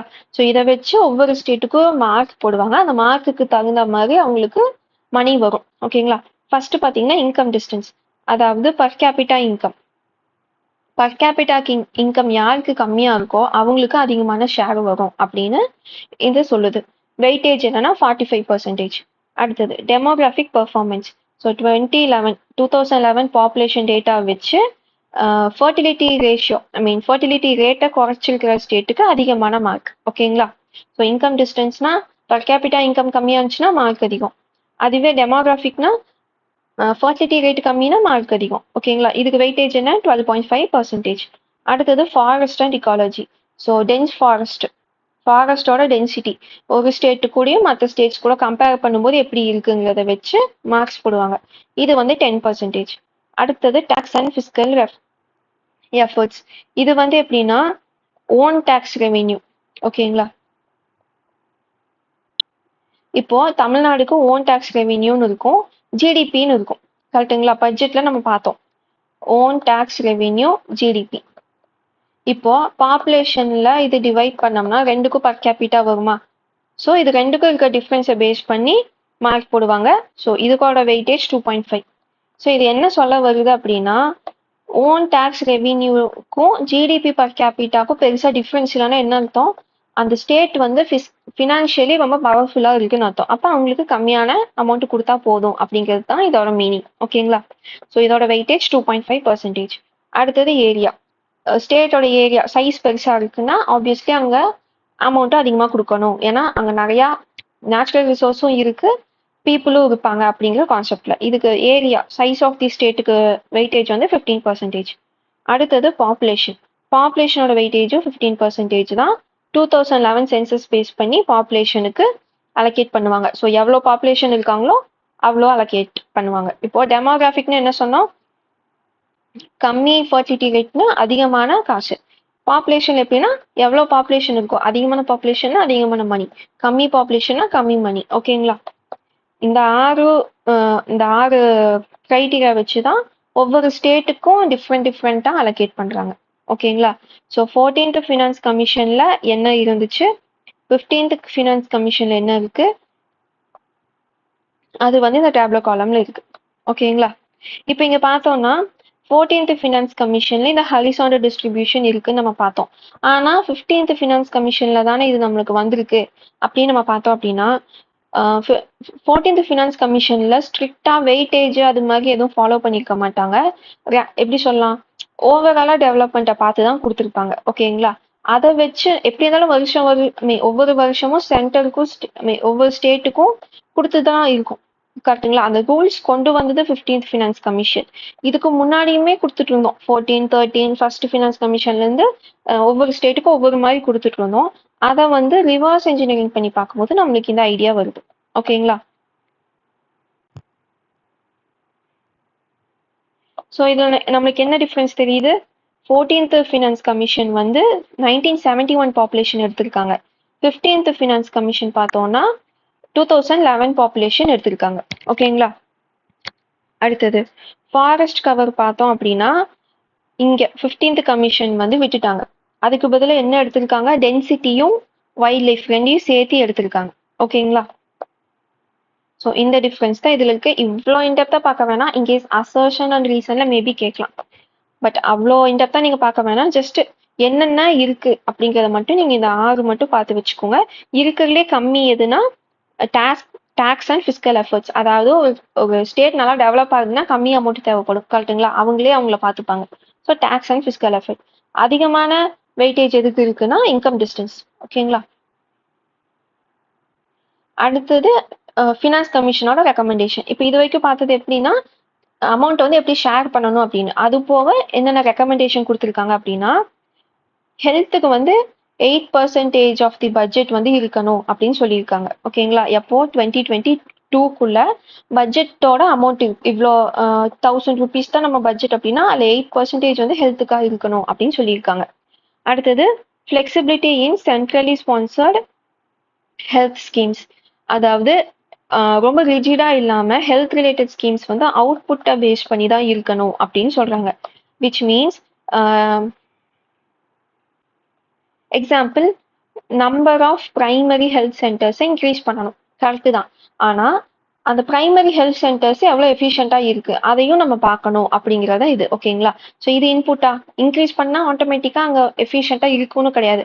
ஸோ எண்ட் ஆஃப் தி டே அங்கே ஹாஸ்பிட்டல் இருக்குங்கிறத தாண்டி அங்கே போனால் சரியாகுதா, இல்லை அங்கே ட்ரீட்மெண்ட் ஒழுங்காக இருக்கா, ட்ரீட்மெண்ட் கொடுக்கறதுக்கான எலிஜிபிள் பர்சன்ஸ் அங்கே இருக்காங்களா, ஸோ இந்த மாதிரி அவுட்புட் பேஸ்டாக இருக்கணும் அப்படின்னு சொல்லியிருப்பாங்க. அடுத்து டிஃபென்ஸ் அண்ட் இன்டர்னல் செக்யூரிட்டிக்காக நான் லேப்சபிள் ஃபண்ட் வந்து கொடுக்கணும் அப்படின்னு சொல்லியிருப்பாங்க. நான் லேப்சபிள்னா இப்போ 1000 crore நீங்கள் வந்து டிஃபென்ஸ்க்குன்னு கொடுத்துட்டீங்கன்னா அது வந்து நீங்கள் திருப்பி எடுக்கவே கூடாது எதுக்குமே. ஸோ இது ஃபுல் அண்ட் ஃபுல் டிஃபென்ஸுக்காக தான் இருக்கணும். ஃபார் எக்ஸாம்பிள் டிஃபென்ஸ் மினிஸ்ட்ரி இதுலேருந்து 50% யூஸ் பண்ணிட்டாங்க, 50% அப்படியே தான் இருக்குது செலவு பண்ணாமல். ஆனால் அது வந்து அவங்க திருப்பி யாருக்கும் கொடுக்க தேவையில்லை, அவங்களே தான் அது திருப்பி யூஸ் பண்ணணும் அப்படிங்கிறது. ஓகேங்களா? எதுக்குன்னா டிஃபென்ஸை வந்து மாடர்னைஸ் பண்ணுறதுக்கு. நம்ம பார்த்தா 2025 வந்து இயர் ஆஃப் டிஃபென்ஸ் மாடர்னைசேஷன், கரெக்டுங்களா? அடுத்தது பர்ஃபார்மன்ஸ் பேஸ்ட் இன்சென்டிவ்ஸ். எதுக்குன்னா அக்ரி ரிஃபார்ம் எடுக்கிற ஸ்டேட்டுங்களுக்கு பர்ஃபார்மன்ஸ் பேஸ் பண்ணி இன்சென்டிவ் கொடுக்கணும்னு சொல்லியிருப்பாங்க. அதே மாதிரி ஸ்கீமை ரிவ்யூ பண்ணுறதுக்கு தேர்ட் பார்ட்டி இருக்கணும் அப்படின்னு சொல்லியிருப்பாங்க. அடுத்தது எஜுகேஷனல் அவுட்கமுக்கும் இன்சென்டிவ் கொடுக்கணும். ஸோ அக்ரி எஜுகேஷன் இதில் ரிஃபார்ம் கொண்டு வர ஸ்டேட்டுக்கு இன்சென்டிவ் கொடுக்கணும்னு சொல்லியிருப்பாங்க. ஸோ நம்மளுக்கு தெரியும் ஃபினான்ஸ் கமிஷன் வந்து அட்வைசரி பாடி, கரெக்டுங்களா? ஸோ இதெல்லாம் அவங்க கொடுத்த ரெக்கமெண்டேஷன், பட் கம்பல்ஷன் கிடையாது இதை பண்ணணும் அப்படிங்கிறது. இப்போ ஃபினான்ஸ் கமிஷன் வந்து என்னென்ன கிராண்ட்ஸ் கொடுக்கலாம் அப்படின்னு சொல்லியிருக்காங்கன்னா 15th finance commission sector specific grant. அதாவது இந்த 8 செக்டார் ரிலேட்டடா ஏதாச்சும் ஸ்டேட் வந்து கிராண்ட் கேட்குறாங்க அப்படின்னா சென்ட்ரல் கவர்மெண்ட் வந்து கொடுக்கலாம் அப்படின்னு சொல்லியிருக்காங்க. இப்போ இதுல இல்லாதது ஏதாச்சும் இருக்குன்னா அதுக்கு ப்ரியாரிட்டி கொடுக்க வேண்டாம்னு அர்த்தம். ஃபார் எக்ஸாம்பிள் இதுல வேற என்ன இருக்கு, இப்போ இதுல விமன் டெவலப்மெண்ட். ஓகேங்களா? இந்த செக்டார்ல விமன் டெவலப்மெண்ட் இல்லை, விமன் டெவலப்மெண்ட்டுக்காக கிராண்ட் கேட்டாங்கன்னா அவங்க ப்ரியாரிட்டியா கொடுக்க மாட்டாங்க. அதுவே ஸ்கூல் எஜுகேஷனுக்கு கேட்டால் கொடுப்பாங்க, பிகாஸ் இது வந்து செக்டார் ஸ்பெசிஃபிக்காக இருக்குங்கிறனால. அடுத்தது ரெவென்யூ டெபிசிட் கிராண்ட். நம்ம பார்த்தோம் இல்லைங்களா recent developments in fiscal federation. So deficit இருக்கிற ஸ்டேட்ஸுங்களுக்கு கிராண்ட் கொடுங்க அப்படின்னு சொல்லியிருக்காங்க. அடுத்து grant to local bodies. So local பாடிஸ்க்கு அவங்களுக்குன்னு டேக்ஸ் இருக்கு, அவங்களுக்குன்னு இன்கம் சோர்ஸ் இருக்கு, ஆனால் ரொம்ப நெக்லிஜிபிளா இருக்கிறதுனால ஹெல்த் ரிலேட்டடா பாத்துக்கிறதுக்காகவாச்சும் கிராண்ட்ஸ் கொடுக்கணும் அப்படின்னு சொல்லியிருப்பாங்க. ஏன் இதுல அதிகமா நம்ம ஹெல்த்தை பாக்குறோம்னா இது வந்து கோவிடுக்கு டைம்ல இருந்து இது அதிகமா இம்ப்ளிமெண்ட் ஆயிருக்கும், அதனால இங்க ஹெல்த் நம்ம அடிக்கடி பார்ப்போம். அடுத்து நான் ஹெல்த் கிராண்ட்ஸ். நான் ஹெல்த் கிராண்ட்ஸ்னா இப்போ டிசாஸ்டர் நடக்குது அந்த மாதிரி டைம்ல நம்ம கிராண்ட் கொடுக்குறோம்னா எதை பேஸ் பண்ணி கொடுக்கணும், வெயிட்டேஜ் எப்படி இருக்கணும் அப்படின்னா பாப்புலேஷனுக்கு 90% வெயிட்டேஜும் ஏரியாவுக்கு 10% வெயிட்டேஜும் இருக்கணும். ஃபார் எக்ஸாம்பிள் இப்போ வயநாடு லேண்ட்ஸ்லைட் ஆச்சு கரெக்டுங்களா, அதுக்கு வந்து டிசாஸ்டர் ரிலீஃப் வந்து சென்ட்ரல் கவர்மெண்ட் கொடுத்துருக்கணும், இல்லை அப்போதைக்கு செலவு பண்ண ஸ்டேட் கவர்மெண்ட் கிட்ட மணி இருந்துச்சு பண்ணாங்க. இப்போ ஃபார் எக்ஸாம்பிள் ஸ்டேட் கவர்மெண்ட் கிட்ட சுத்தமாக மணி இல்லை, சென்ட்ரல் கவர்மெண்ட் அந்த ரிலீஃபை கொடுக்க ஸோ டைம் ஆகும். ஓகேங்களா? ஆனால் இப்போ இமீடியட்டாக மணி தேவை, ஸோ கிராண்ட் கேட்குறாங்க அப்படின்னா இது வந்து நான் ஹெல்த் கிராண்ட், கரெக்டுங்களா? அப்போ என்ன பண்ணுவாங்க, அந்த அவங்க கேட்குற அந்த ஸ்டேட்டோட ஏரியா பாப்புலேஷன் பார்ப்பாங்க, அந்த பர்டிகுலர் இப்போ டிசாஸ்டர்னா டிசாஸ்டர் நடந்த இடத்தோட ஏரியா பாப்புலேஷன் வச்சு கொடுப்பாங்க. ஓகேங்களா? அடுத்தது disaster risk management. So disaster risk மேனேஜ்மெண்ட்டை அப்படியே மெயின்டைன் பண்ணுங்கன்னு சொல்லியிருப்பாங்க. ஸோ 90:10 ரேஷியோ வந்து ஹிமாலயன் ஸ்டேட் நார்த் ஈஸ்டர்ன் ஸ்டேட்டுக்கு, 75:25 வந்து மற்ற ஸ்டேட்டுங்களுக்கு. 100 ரூபாய் செலவாகுது டிசாஸ்டர்னால அப்படின்னா 25 rupees ஸ்டேட் செலவு பண்ணுவாங்க, 75 rupees சென்ட்ரல் செலவு பண்ணணும்னு சொல்றாங்க. ஓகேங்களா? ஸோ இது எல்லாமே கிராண்ட் கொடுக்கறதுக்கான ஒரு எப்படி சொல்லலாம் ஃப்ரேம் ஒர்க் இல்லைன்னா கைட்லைன். ஓகேங்களா? இப்போ இது இதுல சொல்லியிருக்கிறதுனால ஹெல்த்துக்காக உடனே கொடுக்கணும்னு கிடையாது, பட் அவங்க சொன்னது என்னன்னா இப்போ இன்கேஸ் நீங்க கொடுக்கணும்னு நினைச்சீங்கன்னா இதெல்லாம் செக் பண்ணிட்டு கொடுங்க அப்படின்னு சொல்றாங்க. ஸோ இது வந்து நமக்கு தெரியும் Pradhan Mantri gram Sadak Yojana. So road maintain பண்றது கேட்டா கொடுக்கணும்னு சொல்லியிருக்காங்க. ஓகேங்களா? அடுத்தது ஃபிஸ்கல் ரோட் மேப்னு இந்த 15th ஃபினான்ஸ் கமிஷன் ஒன்று சொல்லியிருப்பாங்க. ஸோ ரோட் மேப்னா நம்மளுக்கு தெரியும், அதாவது ஒரு ரூட் இல்லைன்னா மெத்தட் எப்படி அதையே அச்சீவ் பண்றது அப்படின்னு. இப்போ நம்மளுக்கு இப்போ குரூப் 4 இல்லை குரூப் 2 குரூப் 1 கிளியர் பண்ணோம்னா நம்மளுக்கு ஒரு ரோட் மேப் இருக்கும், கரெக்ட்டுங்களா? ஸோ ப்ரிலிம்ஸ்க்கு முன்னாடி நான் இதெல்லாம் முடிப்பேன், மெயின்ஸ்க்கு முன்னாடி இதெல்லாம் முடிப்பேன், நோட்டிஃபிகேஷன் முன்னாடி இதெல்லாம் முடிக்கணும், இந்த சப்ஜெக்ட்டுக்கு இவ்வளோ வெயிட்டேஜ் கொடுக்கணும். ஸோ நம்ம ஒரு பிளான் பண்ணுவோம், கரெக்ட்டுங்களா? அதுதான் road map. So fiscal road map அப்படின்னா ஃபினான்ஷியலி பெட்டரா இருக்கிறதுக்கு என்னெல்லாம் பண்ணலாம்னு எல்லாமே அட்வைஸ் தான். ரெக்கமெண்டேஷனுக்கு ரோட் மேப்புக்கு என்ன வித்தியாசம் அப்படின்னா இது வந்து இந்த இந்த லெவல்ல நீங்க வளருங்க அப்படின்னு சொல்றது. ஓகேங்களா? இங்க பாருங்க, reducing the fiscal deficit to 4% of GDP by 2025 to 2026 இது பண்ணணும் அப்படின்னு சொல்லியிருக்காங்க. அதே மாதிரி ஃபேஸ்ட் ரிடக்ஷன் ஃபார் ஸ்டேட்ஸ். இப்போ சென்ட்ரல் கவர்மெண்ட்டை இந்த ஃபினான்ஷியல் இயருக்குள்ள 4% ரெடியூஸ் பண்ண சொல்லிட்டாங்க. அதுவே ஸ்டேட்டுக்கு பார்த்தோம்னா படிப்படியாக குறைக்க சொல்லியிருக்காங்க. எங்கன்னா 4% 2021லேருந்து 2022க்குள்ள, 3.5% அடுத்த ஃபினான்ஷியல் இயர், 3% அதுக்கு அடுத்த 2-3 ஃபினான்ஷியல் இயர் சேர்த்தி. ஓகேங்களா? அடுத்தது என்னன்னா எஃப்ஆர்பிஎம் ஆக்டை வந்து செக் பண்ணதுக்கு இன்டர் கவர்மெண்டல் குரூப் வந்து வைக்க சொல்லியிருப்பாங்க. ஸோ இன்டர் கவர்மெண்டல் குரூப்னு என்ன, சென்ட்ரல் கவர்மெண்ட் ஸ்டேட் கவர்மெண்ட் சேர்ந்த ஒரு குரூப். அடுத்தது இப்போ வந்து ஸ்டேட் வந்து சென்ட்ரல் கவர்மெண்ட் கிட்ட இருந்து வாங்கியிருக்காங்க. ஓகேங்களா? சேங்ஷன் ஆன அமௌண்ட் லோனா வாங்கியிருக்காங்க. 4 வருஷம் ஆச்சு, அதை அவங்க செலவு பண்ணல. இப்போ 5வது வருஷம் அவங்க புதுசா கேட்க தேவையில்லை, இதை அவங்க யூஸ் பண்ணிக்கணும். ஓகேங்களா? பிகாஸ் ஸ்டேட்ஸ் என்ன பண்ணுவாங்கன்னா வாங்கி வச்சிருப்பாங்க, பட் ஒவ்வொரு ஃபினான்ஷியல் இயர் டைம்ல இந்த பட்ஜெட் டைம்ல கேட்டுக்கிட்டே இருப்பாங்க, லோனாவோ இல்லை கிராண்டாவோ. ஸோ முன்னாடி நீங்க செலவு பண்ணாம இருந்தீங்கன்னா அதை யூஸ் பண்ணிக்கோங்க அப்படின்னு ரெக்கமெண்டேஷன் தராங்க.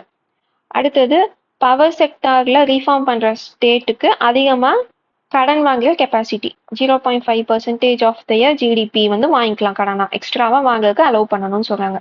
இப்போ 3% ஆஃப் ஸ்டேட் ஜிடிபி தான் ஒரு ஸ்டேட் வந்து கடன் வாங்கணும்னு சொல்றாங்க. ஆனா பவர் செக்டார் ரீஃபார்ம் பண்ணியிருக்காங்கன்னா அது போக அடிஷ்னலா 0.5% கடனும் அவங்க வாங்கிக்கலாம். ஓகேங்களா? Revenue mobilisation through strengthen income and asset based taxation. So central government வந்து டாக்ஸேஷனை இன்னும் பெட்டர் பண்ணி ரெவென்யூவை இன்க்ரீஸ் பண்ணணும்னு சொல்றாங்க. அடுத்து ஜிஎஸ்டியை வந்து இன்னுமே சிம்பிளிஃபை பண்ணணும், இல்லைன்னா கரெக்டா அதுல லூப் ஹோல்ஸ் இல்லாத மாதிரி பார்த்துக்கணும் அப்படின்னு சொல்றாங்க. நெக்ஸ்ட் ஃபிஸ்கல் கவுன்சில் நம்ம முன்னாடியே பார்த்தோம், கரெக்டுங்களா? ஃபிஸ்கல் கவுன்சில் செட்டப் பண்ணணும்னு சொல்றாங்க. இதோட நம்மளுக்கு 15th ஃபினான்ஸ் கமிஷன் எண்ட் ஆயிடுச்சு. ஸோ நம்ம என்ன பார்த்தோம், 15th ஃபினான்ஸ் கமிஷன் எப்போ வந்துச்சு, என்னென்ன ரெக்கமெண்டேஷன் கொடுத்தாங்க, ரோட் மேப் என்ன கொடுத்துருக்காங்க, கிராண்ட் எதுக்கெல்லாம் கொடுக்கலாம்னு சொல்லியிருக்காங்க. ஸோ இது 3 நம்ம பார்த்தாச்சு. ஓகேங்களா? இப்போ 16th ஃபினான்ஸ் கமிஷன் 2024 டிசம்பர்ல வந்து செட்டப் பண்ணியிருப்பாங்க. ஸோ இந்த இவங்க கொடுக்க ரெக்கமெண்டேஷன் எப்போ இம்ப்ளிமெண்ட் ஆகும்னா April 1, 2026 இம்ப்ளிமெண்ட் ஆகும். இதோட ஹெட் சேர்மன் யாருன்னா டாக்டர் அரவிந்த் பனாகிரியா. மெம்பர்ஸ் யாருன்னா இவங்கெல்லாம் தான். செக்ரட்டரி யாருன்னா ரித்விக் ரஞ்சன் பாண்டே, இவங்க தான் செக்ரட்டரி. ஓகேங்களா? இவங்க வந்து பார்ட் டைம் மெம்பர்.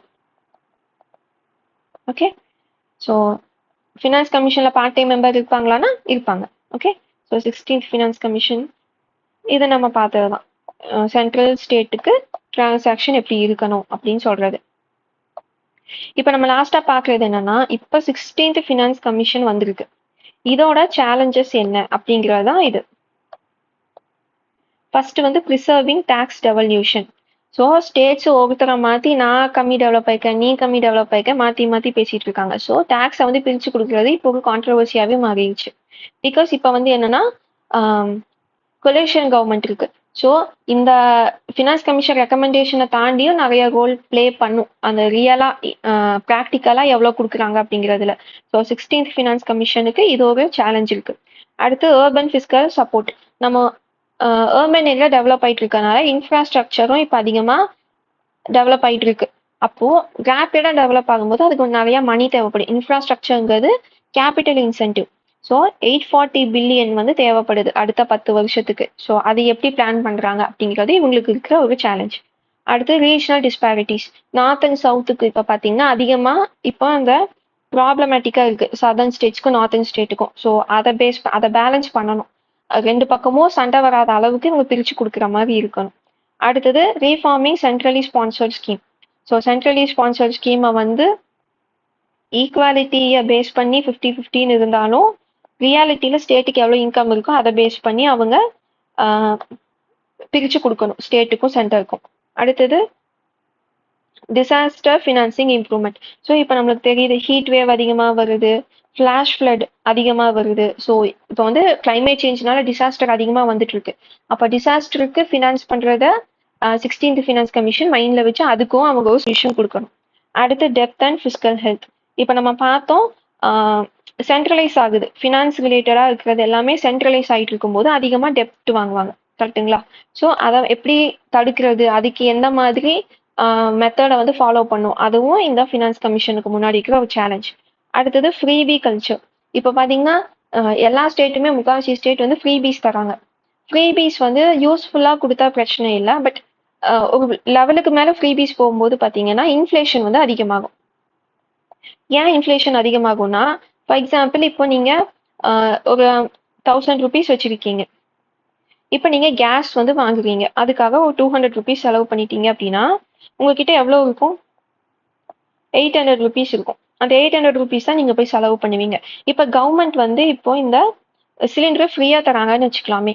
இப்போ என்ன ஆகுது, உங்கள் கையில் 1000 rupees அப்படியே தான் இருக்க போகுது. என்ன பண்ணுவீங்க? 1000 rupeesக்கு வேணுங்கிற திங்ஸ் வந்து போய் டிமாண்ட் பண்ணுவீங்க. அப்போ எல்லாருமே இந்த 1000 rupeesோட வந்து டிமாண்ட் பண்ணா டிமாண்ட் அதிகமாகும் போது ப்ரைஸ் இன்க்ரீஸ் ஆயிரும். ஓகேங்களா? ஸோ இந்த தமிழ்நாடு கவர்மெண்ட் வந்து 1000 rupees ஃபீமேலுக்கு கொடுக்குறத வந்து அப்படிதான் சொன்னாங்க. எல்லாத்து கையிலயும் இருந்துச்சுன்னா இன்ஃப்ளேஷன் அதிகமாகும் அப்படின்னு. பிகாஸ் நம்ம பார்த்தோம் மணி சப்ளை அதிகமாக இருந்துச்சு அப்படின்னா இன்ஃப்ளேஷன் அதிகமாகும் அப்படிங்கிறது. ஸோ ஃப்ரீபி கல்ச்சரையுமே எதையுமே கொடுக்கக்கூடாதுன்னு கிடையாது, அதை வந்து ரேஷனலைஸ்டா கொடுக்கணும். உண்மையாலுமே பீப்புளுக்கு யூஸ்ஃபுல்லா இருக்கிற மாதிரி கொடுக்கணும். ஓகேங்களா? அடுத்தது கோவிடுக்கு அப்புறமா நிறைய ஸ்டேட்ஸ் வந்து இன்னுமே பெட்டர் ஆகல. இந்த டூரிசம் டிபெண்ட் பண்ணி இருந்தது. அதுக்கப்புறம் பார்த்தீங்கன்னா ரொம்ப கம்பெனிஸ் மேனுஃபேக்சரிங் எல்லாம் பெருசா இல்லாத ஸ்டேட் எல்லாம் இன்னுமே டெவலப் ஆகல பெருசா. ஐ மீன் அதுல இருந்து ரெக்கவரே ஆகிட்டு இருக்காங்கன்னு தான் சொல்லணுமே தவிர ரெக்கவர் ஆயாச்சுன்னு சொல்ல முடியாது. ஸோ அந்த மாதிரி ஸ்டேட்டுக்கு என்ன பண்ணணுங்கிற பிளானும் இந்த கமிஷனுக்கு முன்னாடி இருக்கு. ஓகேங்களா? ஸோ இதெல்லாம் தான் 16th கமிஷனுக்கு ஃபினான்ஸ் கமிஷனுக்கு முன்னாடி இருக்கிற சேலஞ்சஸ். இதோட நம்ம பெரிய topic central state relation, finance ரிலேட்டடா, அப்புறம் ஃபினான்ஸ் கமிஷன், இது ரெண்டுமே நம்ம வந்து கம்ப்ளீட் பண்ணியாச்சு. நெக்ஸ்ட் வீடியோவில் வந்து அடுத்ததுலேருந்து உங்களுக்கு டெவலப்மெண்ட் எக்கனாமி வந்துடும். Like poverty alleviation scheme, unemployment, அதுக்கப்புறமா அர்பனைசேஷன், ரூரல் டெவலப்மெண்ட். ஸோ இந்த எல்லாமே நம்மளுக்கு வர ஆரம்பிக்கும். ஓகேங்களா? ஒரே நிமிஷம் இருங்க, நான் வந்து உங்களுக்கு எது வரைக்கும் நம்ம எக்கனாமியில் கம்ப்ளீட் பண்ணியிருக்கோன்னு இப்போ நான் உங்களுக்கு சொல்கிறேன் இந்த வீடியோவில். ஸோ தட் இனி எவ்வளோ இருக்குது அப்படிங்கிறது உங்களுக்கு, எவ்வளோ வரைக்கும் படிச்சிருக்கோங்கிறது உங்களுக்கு தெரியும். ஓகேங்களா? ஒரு செகண்ட் டைம் தாங்க. நம்ம வந்து நேச்சர் ஆஃப் இந்தியன் எக்கனாமி அது பார்த்தாச்சு. அடுத்து 5 year பிளான் அதையும் நம்ம பார்த்துட்டோம். அடுத்தது பிளானிங் கமிஷன், நித்தி ஆயோக், இதையும் நம்ம வந்து கம்ப்ளீட் பண்ணியாச்சு. சோர்சஸ் ஆஃப் ரெவின்யூவும் நம்ம கம்ப்ளீட் பண்ணிட்டோம். ரிசர்வ் பேங்க் ஆஃப் இந்தியா நம்ம பேங்கிங்கில் பார்த்தாச்சு. Fiscal and monetary policy complete பண்ணிட்டோம். ஃபினான்ஸ் கமிஷன் கம்ப்ளீட் பண்ணியாச்சு. ரிசோர்ஸ் ஷேரிங் இதுவும் முடிச்சிட்டோம். கூட்ஸ் அண்ட் சர்வீஸ் டேக்ஸும் முடிச்சாச்சு. ஸ்ட்ரக்சர் ஆஃப் இந்தியன் எக்கனாமி வரைக்கும் நம்ம கம்ப்ளீட் பண்ணிட்டோம். கரெக்டுங்களா? அடுத்தது வந்து பார்த்தோம் அப்படின்னா தமிழ்நாடு எக்கனாமிக் ட்ரெண்ட்ஸ் இன் தமிழ்நாடு, இது நம்ம கரண்ட் அஃபேர்ல கவர் பண்ணோம். பட் நான் உங்களுக்கு தமிழ்நாடு எக்கனாமி அதுக்குன்னு தனியாக இந்தியன் எக்கனாமி தான் தமிழ்நாடு எக்கனாமி, அது ஒரு சின்ன வீடியோ, ஒரு 20 minutes வீடியோ வரும், அது உங்களுக்கு நான் வந்து கொடுக்குறேன். ஓகேங்களா? ஸோ தட் உங்களுக்கு தமிழ்நாடு எக்கனாமி படிக்கல அப்படிங்கிற ஃபீல் வந்து இருக்காது. ஓகே, ஸோ இதுக்கப்புறம் நம்மளுக்கு இந்த டாபிக்ல இதெல்லாமே ஸ்கீம்ஸ் தான். ஓகேங்களா? இந்த employment generation, land reform, agriculture, industrial growth, இதெல்லாமே இந்த இண்டஸ்ட்ரியல் பாலிசி, இதெல்லாமே நம்மளுக்கு சீக்கிரமா முடிஞ்சிடும். பாவர்ட்டி அண்ட் எம்ப்ளாய்மெண்ட்டை ஒரே வீடியோவில் கவர் பண்ணிக்கலாம். இண்டஸ்ட்ரியல் க்ரோத்தும் ரூரல் வெல்ஃபேர் அதையும் நம்ம ஒரு இதில் கவர் பண்ணிக்கலாம். ஹெல்த், எஜுகேஷன், பாப்புலேஷன் இதெல்லாம் நம்ம ஒரே இதில் கவர் பண்ணிக்கலாம். ஹியூமன் டெவலப்மெண்ட் இண்டிகேட்டர்ஸ் இதெல்லாமே கரண்ட் அஃபேர்ஸ் தான். ஓகேங்களா? ஸோ இதெல்லாமே நம்மளுக்கு கவர் பண்ணதுக்கு மேக்ஸிமம் ஒரு 5 வீடியோஸ் தான். 5 வீடியோஸ்க்கு அப்புறமா பார்த்தோம் அப்படின்னா நம்மளுக்கு இது ஃபுல்லாமே கவர் ஆயிரும். ஓகேங்களா? இது எல்லாமே நம்மளுக்கு 5 வீடியோல கவர் ஆயிரும். இதுல பார்த்தோம்னா நம்மளுக்கு யூனிட் 9 இதுக்கு முன்னாடி யூனிட் 9 இருந்ததும் சேர்த்து நம்மளுக்கு இதுல இருக்கும். அதனால ஜியாகிரபி வந்து இதுல சேர்ந்துருக்கும். பட் ஜியாகிரபி வந்து நம்ம தனியா ஜியாகிரபி படிக்கும்போது நம்ம கவர் பண்ணிடுவோம். ஓகேங்களா? இப்போ யூனிட் 5ல நம்ம என்னெல்லாம் பார்ப்போம் அப்படின்னா like Indian economy core economy நம்ம வந்து முடிச்சாச்சு. இனி அடுத்து டெவலப்மெண்ட் எக்கனாமி ஸ்கீம்ஸ் பார்ப்போம், பாலிசிஸ் வந்து பார்ப்போம். ஓகேங்களா? அடுத்தது வந்து பார்த்தோம்னா இ கவர்னன்ஸ் இது ரிலேட்டடாக பார்ப்போம். இது பார்த்தோம்னா யூனிட் 5 வந்து நம்மளுக்கு முடிஞ்சிடும். ஜியாகிரபி மட்டும் நம்ம ஜியாகிரபி பார்க்கும்போது பார்த்துட்டோம்னா எல்லாமே கம்ப்ளீட் ஆயிரும். ஓகேங்களா? ஸோ நெக்ஸ்ட் வீடியோவில் பார்க்கலாம். ஏதாச்சும் டவுட் இருந்தால் கமெண்ட் பண்ணுங்க, நான் அதுக்கு கிளாரிஃபிகேஷன் தரேன். ஓகேங்களா? பிடிஎஃப் வந்து நான் வந்து குரூப்பில் அப்லோட் பண்ணிடுவேன். தமிழ் இங்கிலீஷ் ரெண்டுலேயுமே நோட்ஸ் அப்லோட் பண்ணிடுவேன். டெலகிராம் லிங்க் வந்து டிஸ்கிரிப்ஷனில் இருக்குது. நெக்ஸ்ட் வீடியோவில் பார்க்கலாம்.